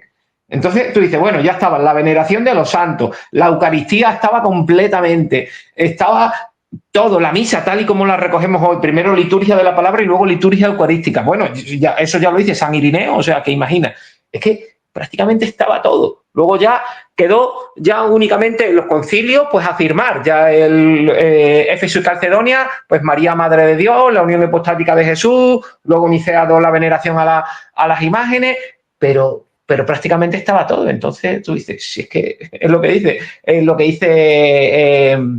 José Pedro, dice, el depósito de la fe estaba, tenía que estar en algún lado, eso no cae del cielo, eso está desde Jesucristo y no se ha podido perder. Alguien tiene que tener ese depósito de la fe. Y cuando estudias patrística, pues te das cuenta de que lo tiene la Iglesia Católica, no lo tiene nadie más, que fue depositado a los apóstoles, luego la sucesión apostólica, imposición de manos, eso también, porque el comentario que quería hacer de la sucesión apostólica, que aquello que hemos vivido en la iglesia protestante, te das cuenta que sí, que a veces igual el pastor oraba por ti, te imponía las manos y tú podías sentir algo, pero es que realmente eso no tiene valor porque no tiene sucesión apostólica, no lo puedes comparar a si lo hace un cura consagrado, las manos de un cura consagrado. Por eso en la epíclesis, ellos sí, en nosotros, bueno, nuestros sacerdotes sí pueden convertir el pan y el vino en el cuerpo y sangre de Jesucristo, porque tiene sucesión apostólica. Porque el depósito de la fe viene por ahí. Porque entonces, ellos, en el ejercicio ministerial de sus funciones, actúan in persona Christis, que ya no son ellos, es Jesucristo. Exacto. Exacto. Solo un apunte y te dejo continuar, nuevamente pensando en que nos puedan ver espectadores protestantes, que quizá algunas cosas que nosotros damos por hechas, ellos no entienden a qué nos referimos. Los concilios ecuménicos no establecen ninguna doctrina nueva, solo regulan y dogmatizan prácticas que ya estaban presentes. Entonces, que ya estaban presentes, eso es. No es que se empezaran a venerar imágenes a partir del concilio de Nicea, en el 300 y pico, ¿vale? Sino que el concilio de Nicea establece digamos, la doctrina sobre esa práctica que ya se venía desarrollando en un primer momento para distinguirlo de un culto de adoración, que todo el mundo le quedara claro, en un segundo momento, y hablando concretamente del Concilio de Nicea, para decir que nadie es ni mejor ni peor católico por tenerle devoción a una imagen concreta. Es decir, ya se está dando por hecho que había imágenes, simplemente es aclarar algunos temas sobre la praxis. Eso a mí me ayudó mucho cuando me lo explicaron, porque mucha gente evangélica reprocha y dice, claro, hasta el siglo XIX no reconocisteis que la Virgen fue virgen desde su concepción hasta su muerte. Y yo les digo, claro, y el Papa Francisco habló de la naturaleza en el siglo XXI y no por eso la naturaleza empezó a existir a partir del siglo XXI. Simplemente que es un tema que hay que discutirlo, que hay que hablarlo, que hay que poner los puntos sobre las is, y la Iglesia estudia un poco cómo está, digamos, el sentir social o qué debates se están produciendo y da una respuesta a eso. Pero no quiere decir que previamente no existiera o que no se reconociese o que no se hiciese, ¿no? Entonces esto también viene muy bien entenderlo, ¿no? Y sobre la cuestión del Papa, porque claro, también convertirse con el Papa Francisco pues ha sido una cosa que a mí mucho evangélico me ha echado en cara. El Papa globalista, el Papa LGTB, no sé qué, no sé cuánto. Y claro, cuando a mí me explican, mire, primero, el Papa cuando está en un avión y coge un micrófono, claro que sigue siendo el Papa, pero evidentemente que no habla de cátedra ni no habla en nombre de San Pedro. Habla en nombre de Bergoglio, habla en nombre de, bueno, pues una opinión que el Papa puede llegar a tener, que unos han sido más incisivos en unas cosas y otros en otras. Si quieres te saco yo a 20.000 pastores vuestros que dicen mayores barbaridades, que unos LGTBI, otros anti-LGTBI, otros no sé qué, y a ver quién dice mayor barbaridad. O sea, a las barbaridades creo que salís perdiendo, ¿no? Pero eso también es una cosa que hay que aclarar porque muchos, es que el Papa ha dicho, y te sacan un link de internet, yo creo manipulado por ellos, sacando de contexto una frase del Papa para decir una barbaridad, ¿no? Entonces, mucho respeto a esa figura y a esa cuestión también, porque si no nos llevamos a equívoco. Oye, una cosa, volviendo un poquito al tema anterior, ¿no? De esto de los protestantes acerca de la adoración de los santos y de todo esto. Yo muchas veces pienso, ¿no? Porque digo, no solamente la revelación comienza con los evangelios y precisamente que a los protestantes les gusta mucho, por eso yo tengo un nombre del Antiguo Testamento, Samuel también.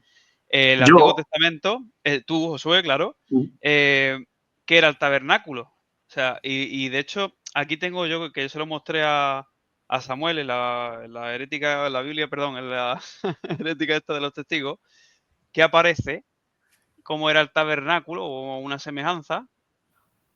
Y me parece súper interesante porque está, ¿por dónde? Por aquí. Está ahí entre velos y demás bueno, lo diré, el arca. ¿Y por qué le tienen tanto cuidado, no? ¿Y por qué tanto...? Bueno, y también estaban las paredes llenas de ángeles que se veneraban y de... O sea que, bueno, que no todo empieza ni con Constantino ni con el Evangelio. O sea que ya estaba antes. Hermanos, me tengo que marchar, que madrugo y me tengo que levantar dentro de 5 horas. Yo no por madrugar, pero también me tengo que ir. Así que os mando un saludo muy grande y ha sido un auténtico placer. Ha sido un placer y una experiencia pues increíble. A ver si la repetimos. Muy bien. Un saludo a todos. Paz Cristi. Álvaro, cuéntanos un poco, tío, que estás muy callado. ¿Qué tal? Nada, bueno, ¿qué tal? Digo, como si hubiese llegado ahora.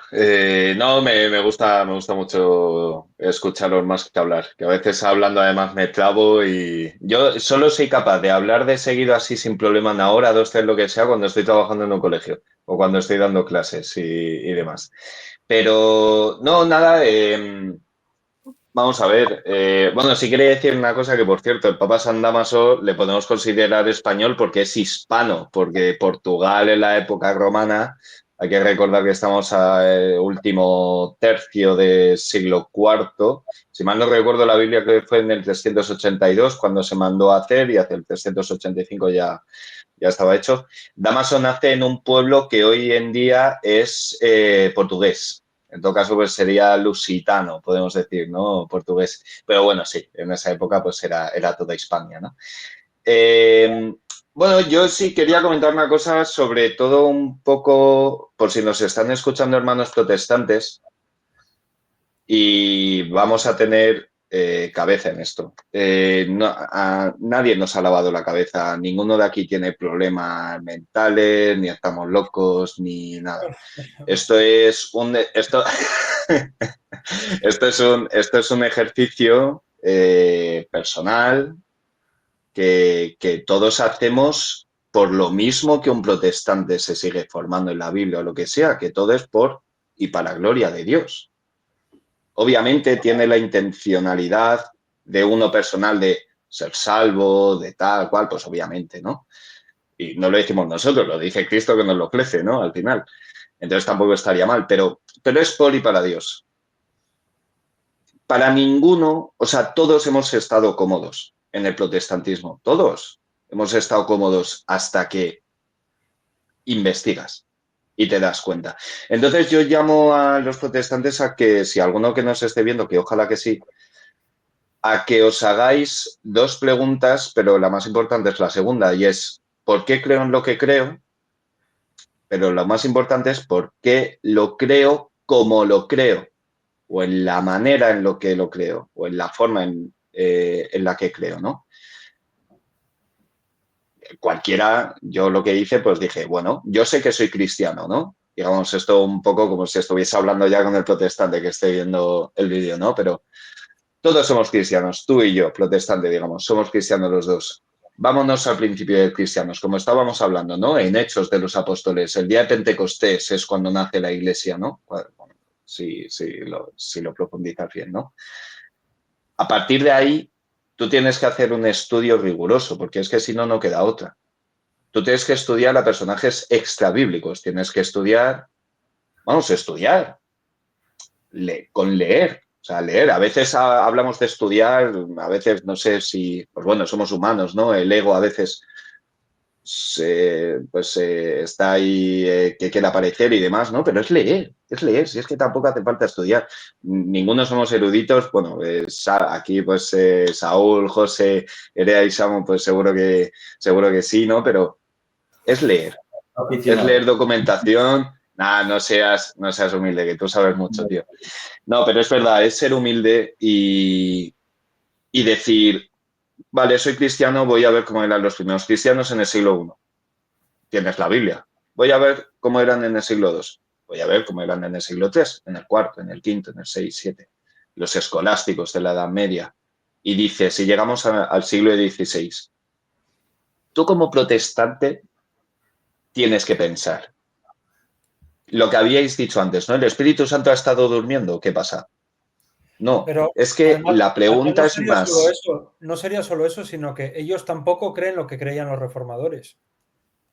O sea, Claro, ya no Bueno, estaríamos claro, hablando, eso. no estaríamos hablando del siglo XVI, estaríamos hablando del siglo Claro. últimos de XIX, ya No. incluso siglo XX. Sí, no, está claro, sí, obviamente, o sea, me refiero pues hasta que llegamos al siglo XVI, luego a partir del siglo XVI parece que ya está montada la película, pero no, empieza Netflix de toda la serie, pues de diferentes tipos de protestantismo, ¿no? Esta palabra no se suele decir mucho entre los protestantes, pero son los padres celestiales, es que fíjate cómo son, los padres celestiales que vienen después de Lutero, ¿no? Que son, pues, Zwinglio, Calvino y esta gente, ¿no? La manera, efectivamente, sí, o sea, la manera evangélica, por ejemplo, de hoy en día nace el siglo pasado, prácticamente. La manera, aunque Zwinglio sí comentó cosas sobre el tema de la Eucaristía, que era un símbolo y demás, realmente es la manera de ver del protestante actual es del siglo pasado. Mira, si mal no recuerdo, creo que lo comentaste tú, Samuel, la iglesia de Oviedo, en su página web, con un par, te dice que el Evangelio llegó hace 50 años. Cuando Hace 50 años. Las pelotas Claro, como un entonces, Dice literalmente, el Evangelio llegó a Asturias hace 50 años. claro, o sea, sí. O sea, Pelayo,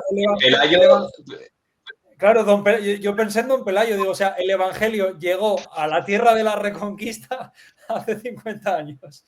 sí, no, y don Pelayo no estaba rezando a una virgen ni nada para que les auxiliara, no, estaría rezando pues a la Pachamama o a saber, ¿no? Digamos, o a Hera o a Afrodita o a saber. Total, no me quiero enrollar, pero sí quiero seguir con lo que estaba diciendo, que de verdad, o sea, me parece muy importante que el protestante se haga estas preguntas porque es que todos empezamos así. ¿Y por qué lo creo como lo creo?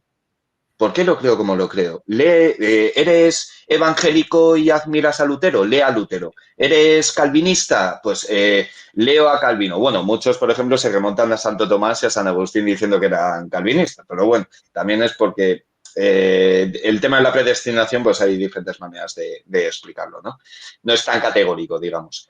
Lo dicho, o sea, que se hagan las preguntas, que se haga la pregunta, que sea humilde, que sea modesto, que diga, yo he crecido, porque yo he sido así, yo tengo 27 años y puedo decir que durante 22, 23 años he sido protestante evangélico de llevarlo, vamos, de medalla y he ido por la vida como si toda interpretación y todo lo que estudiaba y demás al instante, porque es al instante, dices, no, sí, o sea, no te planteas que estás errado, no te lo planteas, porque luego, pues eso, ¿no? Es que luego te suena duro, pero es que te toca desaprender esas cosas. Es que antes de aprender tienes que desaprender.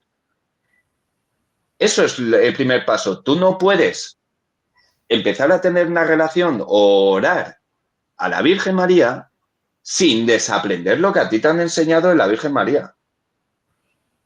¿Me explico? Hablas mucho de Abraham, el padre de la fe, pero es que María, ¿quién es? O sea, María, no me salen ni las palabras, pero es el orgullo, es el orgullo de nuestra raza. Es el orgullo de nuestra raza. Es la madre de la palabra de Dios. O sea, claro, es la madre de la palabra de Dios. Eso, efectivamente. Entonces, lo que pasa que es que el catolicismo agobia mucho al principio. Agobia mucho porque tiene muchísimas cosas. Tiene los sacramentos, tiene pues esas pedazos de iglesias, eso tal cual. Pues plantéate por qué es así.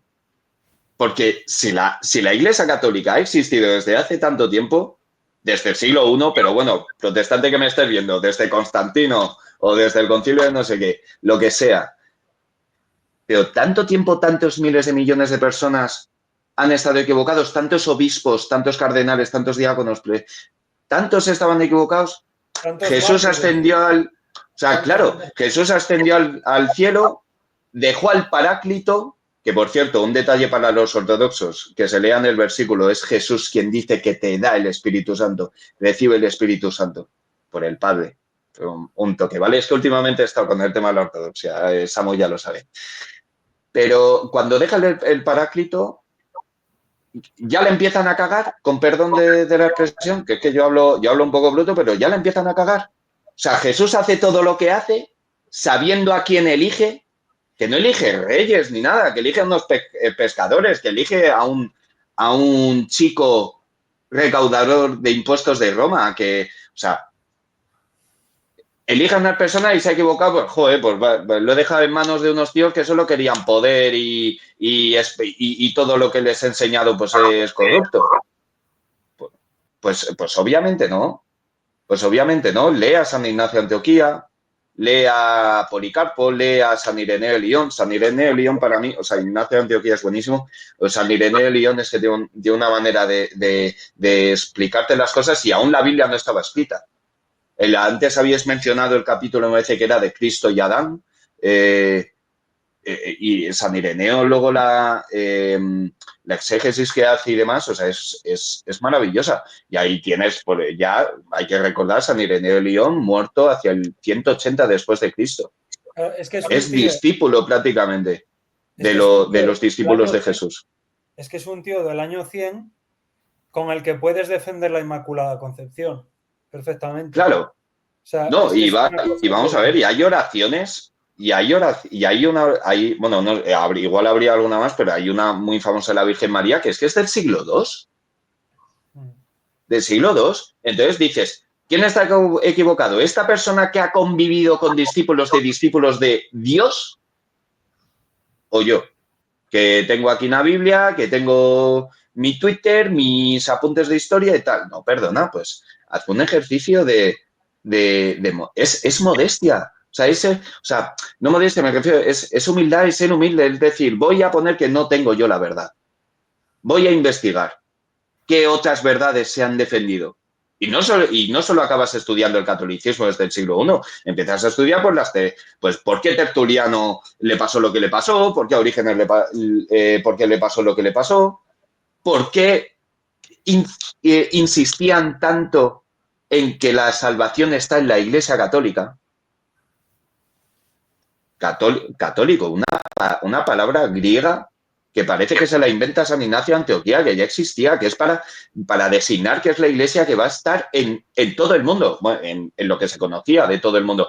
No, perdona, y voy a decir hasta todo el mundo, porque el catolicismo a América lo trae el catolicismo. O sea, ¿ves la continuidad? Cuando dice que las puertas del Hades no prevalecerán contra ella, está hablando de la iglesia protestante. ¿Está hablando de la iglesia, de cualquier iglesia protestante? Pues no. No, ¿cómo va a decir algo para que pase dentro de 1500 años? O sea, 34.000 divisiones. Claro, o sea, ¿Pero al protestante que esté escuchando...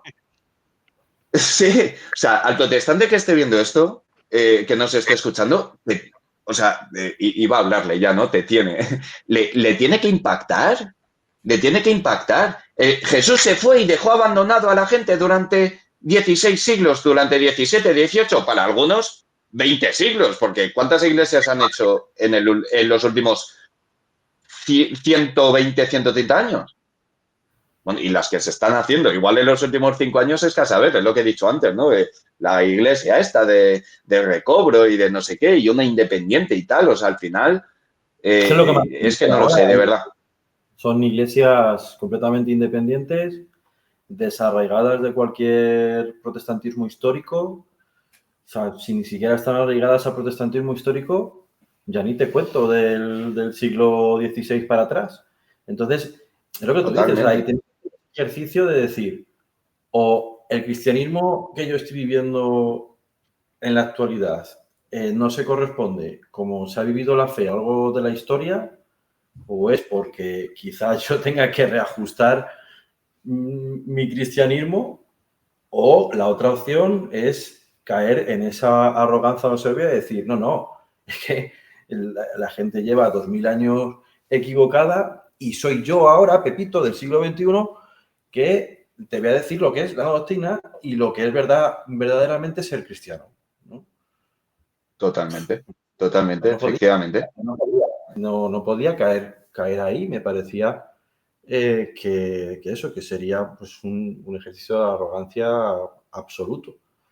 Y además es una... Bueno, sí, perdón, Saúl, di. No te preocupes. Que ya he hablado mucho yo. No, eso que al final lo que también hace proclive es al final la iglesia es universal. Entonces, eso lo tenemos claro. Y yo creo que aquí lo que se incurre es en el nominalismo, que se le conoce, que no deja de ser la antítesis de lo universal. Y yo esto lo digo y lo saco a colación porque yo tengo discusiones constantes también con mi abuelo y con mis padres de estos temas. Y el problema raíz es que no estamos de acuerdo en las mismas cosas. O sea, esto ya es de índole totalmente natural. Ya ni siquiera es la Biblia o sobrenatural. No. O sea, es que no se acepta una verdad primera. Es decir, esto es así. Ah, no, eso es como tú quieras verlo. No. ¿Cómo que como yo quiera verlo? Y a mí es que me arde la sangre porque me pongo enfermo. Y de hecho lo discutí con mi abuelo. Digo, pero el cielo es azul. Y todos estamos de acuerdo de que es azul. Pero es que además el color azul es de facto. Sí, la palabra puede que nos hayamos puesto de acuerdo para que sea azul en vez de que sea, yo qué sé, verde. Pero lo que significa y a lo que señala es una verdad objetiva, que no se puede cambiar y que es inmutable. Pero que dice, no, pero es que eso es lo que tú, porque me dice, porque un daltónico no lo ve igual. Y tú dices ya. O sea, pero porque tiene un problema para no percibir la realidad. Pero bueno. Totalmente. El protestante al final también es que se excusa mucho en que Dios, como nos ha dado libertad, bueno, ha dado libertad en general en todo, ¿no? Nos ha dado libertad. Entonces existe la libertad de expresión, ¿no? Existe la libertad de prensa, existe la libertad de, ¿no? Vivimos en un mundo moderno, entonces, claro, el mundo moderno, obviamente, pues va de la mano. Bueno, ahí, si te lees, creo que era Weber, me parece que era el capitalismo y el protestantismo, la ética. La ética No me protestante y el acuerdo. espíritu del Sí, capitalismo. efectivamente, te das bastante cuenta un poco de a cómo hemos llegado y cómo lo bien que le entra a una persona moderna el protestantismo. O sea, una persona moderna que sea atea o agnóstica, me refiero, ¿no? Aparte también porque tienen Es la porque es Biblia a la mano. antropocéntrico. Es antropocéntrico. Sí, El protestantismo claro, está centrado en uno mismo, en los deseos de uno, en cómo uno se encuentra, en cómo uno se puede desarrollar intelectualmente, en las opiniones de uno. O sea, para mí el problema de base es que la fe cristiana auténtica tiene que ejercitar todas las virtudes. La obediencia es una virtud que incluso aparece en los 10 mandamientos, ¿no? Entra dentro de respetar a nuestra madre y a nuestro padre, pues ahí entra la iglesia que es nuestra madre, ahí entra nuestra madre que es la patria, ahí entran un montón de connotaciones, ¿no? Sobre todas las autoridades que Dios ha escogido para poner sobre nosotros. No hay nada más bíblico.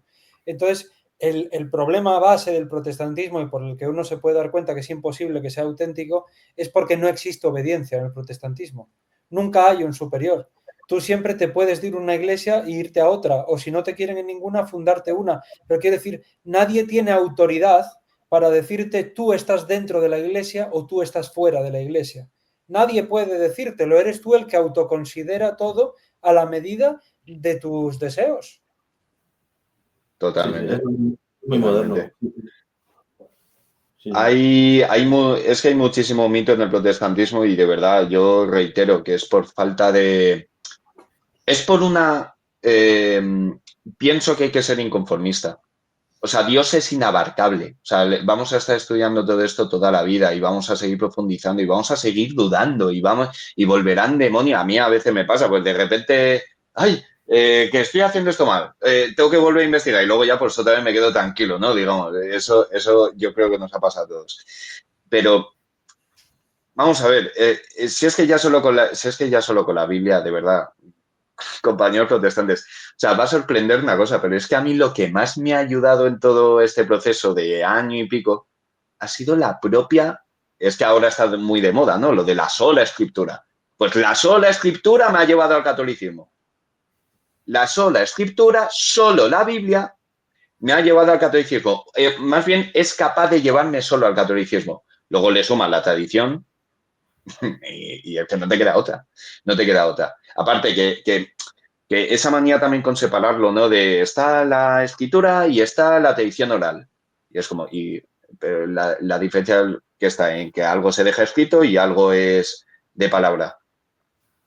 Luego esa palabra, luego otra vez se queda escrita. Entonces, ¿cómo te quedas? Luego las encíclicas, ¿qué son? Es todo tradición, en realidad.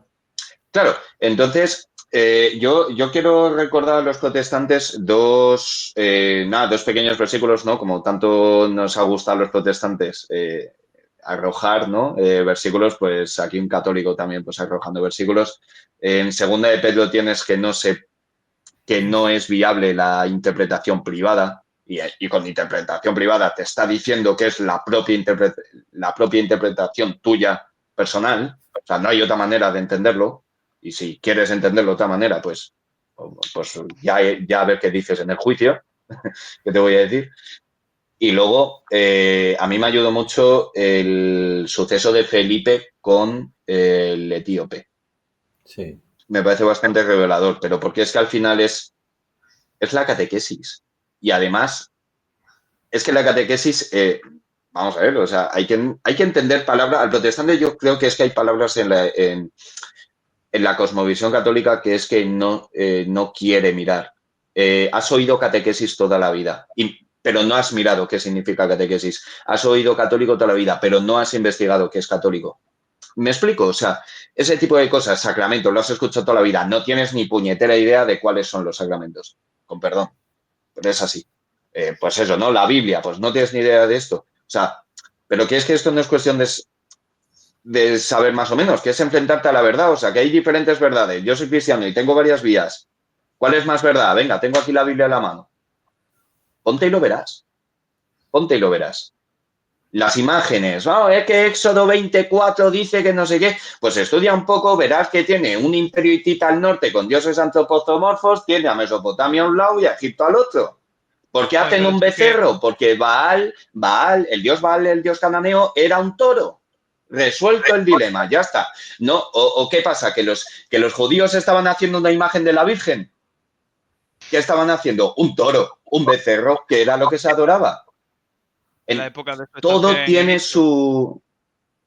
Claro, o sea, todo tiene su contexto histórico. Todo eso hay que mirarlo. Las imágenes, la primera imagen, que es la del buen pastor, si no me equivoco, si no José, Saúl o Samuel me corregís, pero la imagen del divino pastor, del buen pastor, es del siglo II, me parece, y alguna más antigua habrá, y es una catequesis, porque la gente era analfabeta.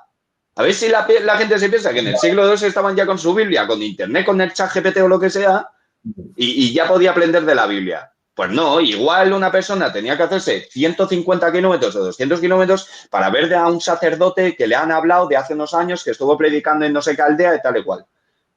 Las imágenes es catequesis visual. A Es mí me gusta catequesis mucho. visual. En las catacumbas. Hay Las catacumbas de Priscila, de Roma. O sea, claro, eso es. Sí, José.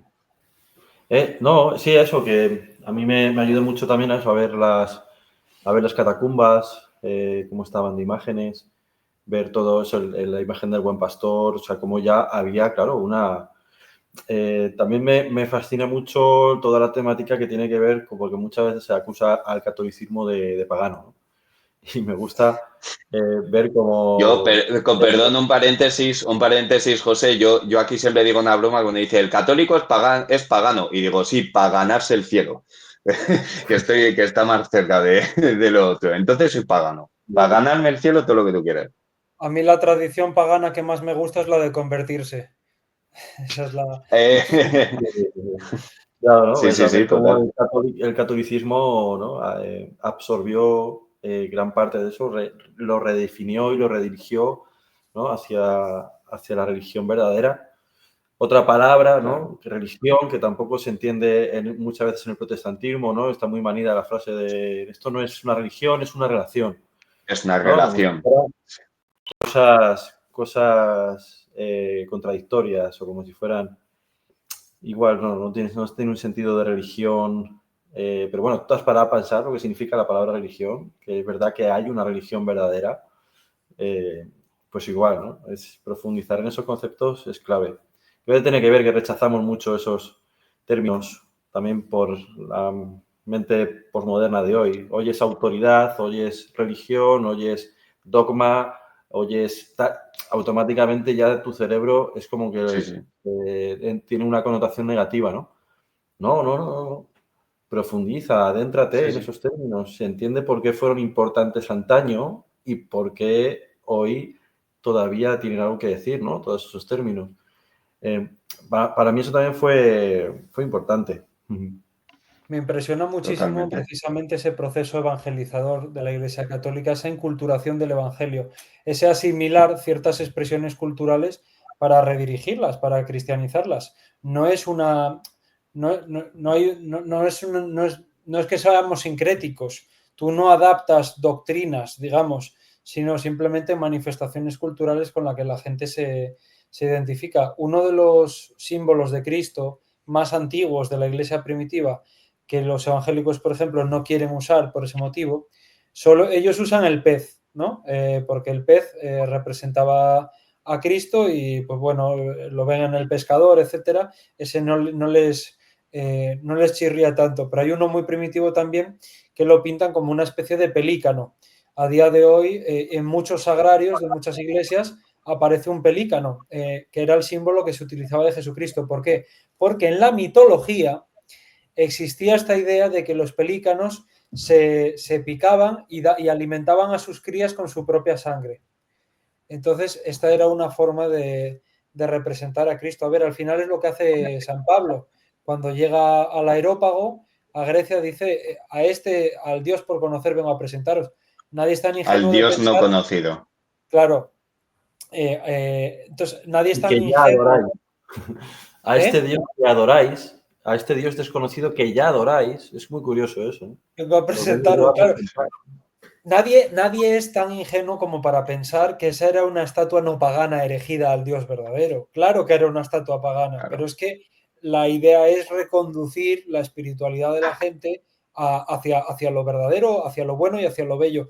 El problema es que el protestante no entiende esto porque al ser gnóstico y al creer que el pecado original nos ha trastocado por completo y que no hay redención material, no hay redención de la materia, pues claro, las culturas es todo satánico. Todo lo que sea ajeno a la teología puramente cristiana es absolutamente descartable.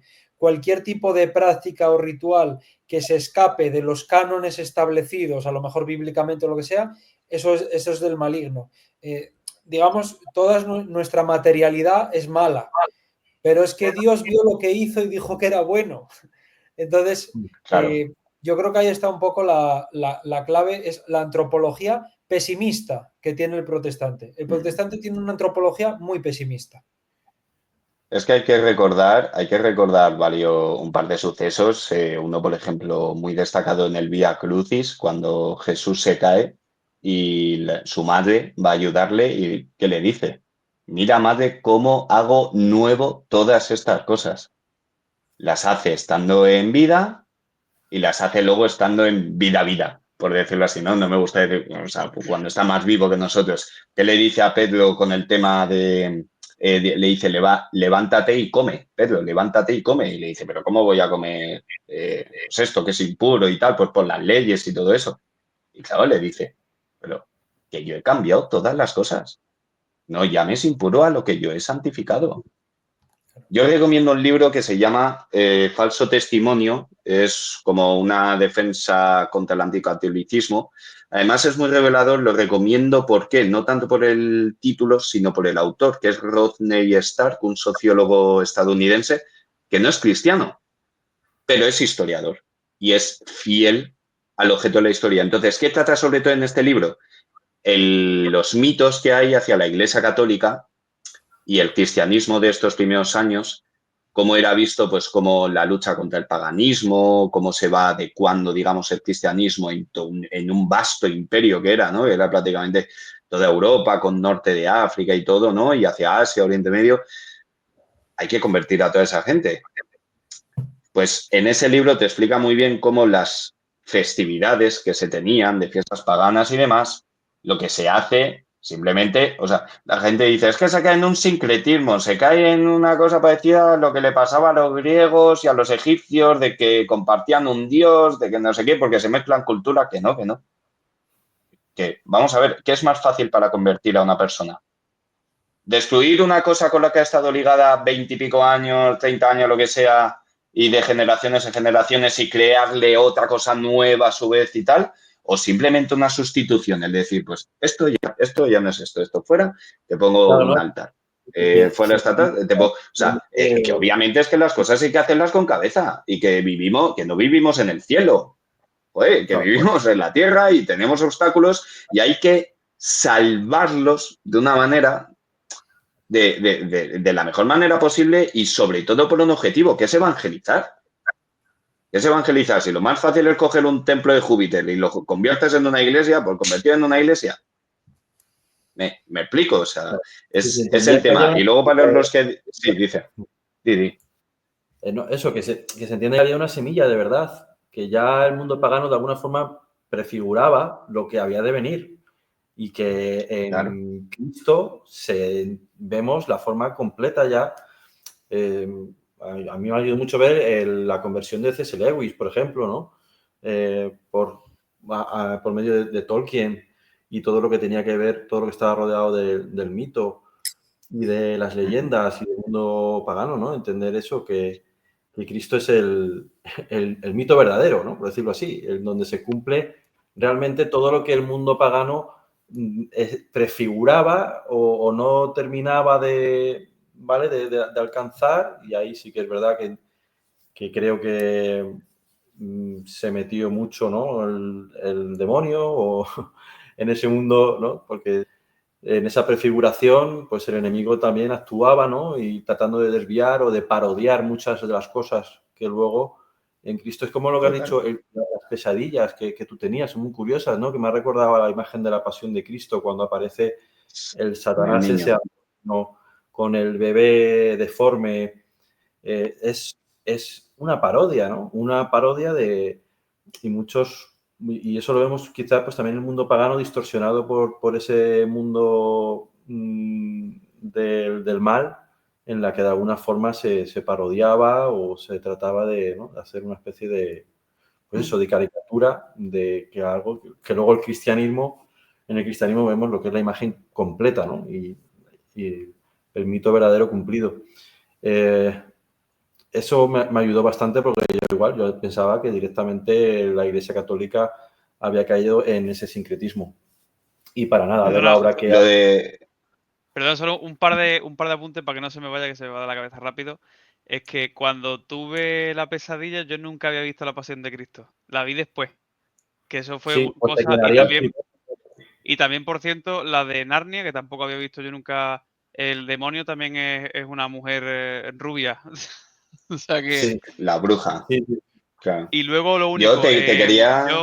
sí. Yo con la única escena que me emocionó en La Pasión de Cristo es curioso porque es cuando Cristo cae y la madre va a... Para mí es la imagen más bonita de esa película. Sí. Yo quería decirte una cosa, Saúl, con lo que comentabas de que viste en tu sueño, pues justo esa escena de la Pasión de Cristo, ¿no? De Satanás con un bebé. Eso lo estuvimos hablando en una catequesis con el sacerdote. Está muy bien traído. Se supone que lo explicó el director también. Pero bueno, yo os explico la explicación de mi sacerdote, que es con quien hablo. Que al final es una representación de Satanás diciéndole a Jesús de mira qué bien cuido yo a mis hijos y mira cómo está permitiendo que te traten tu padre.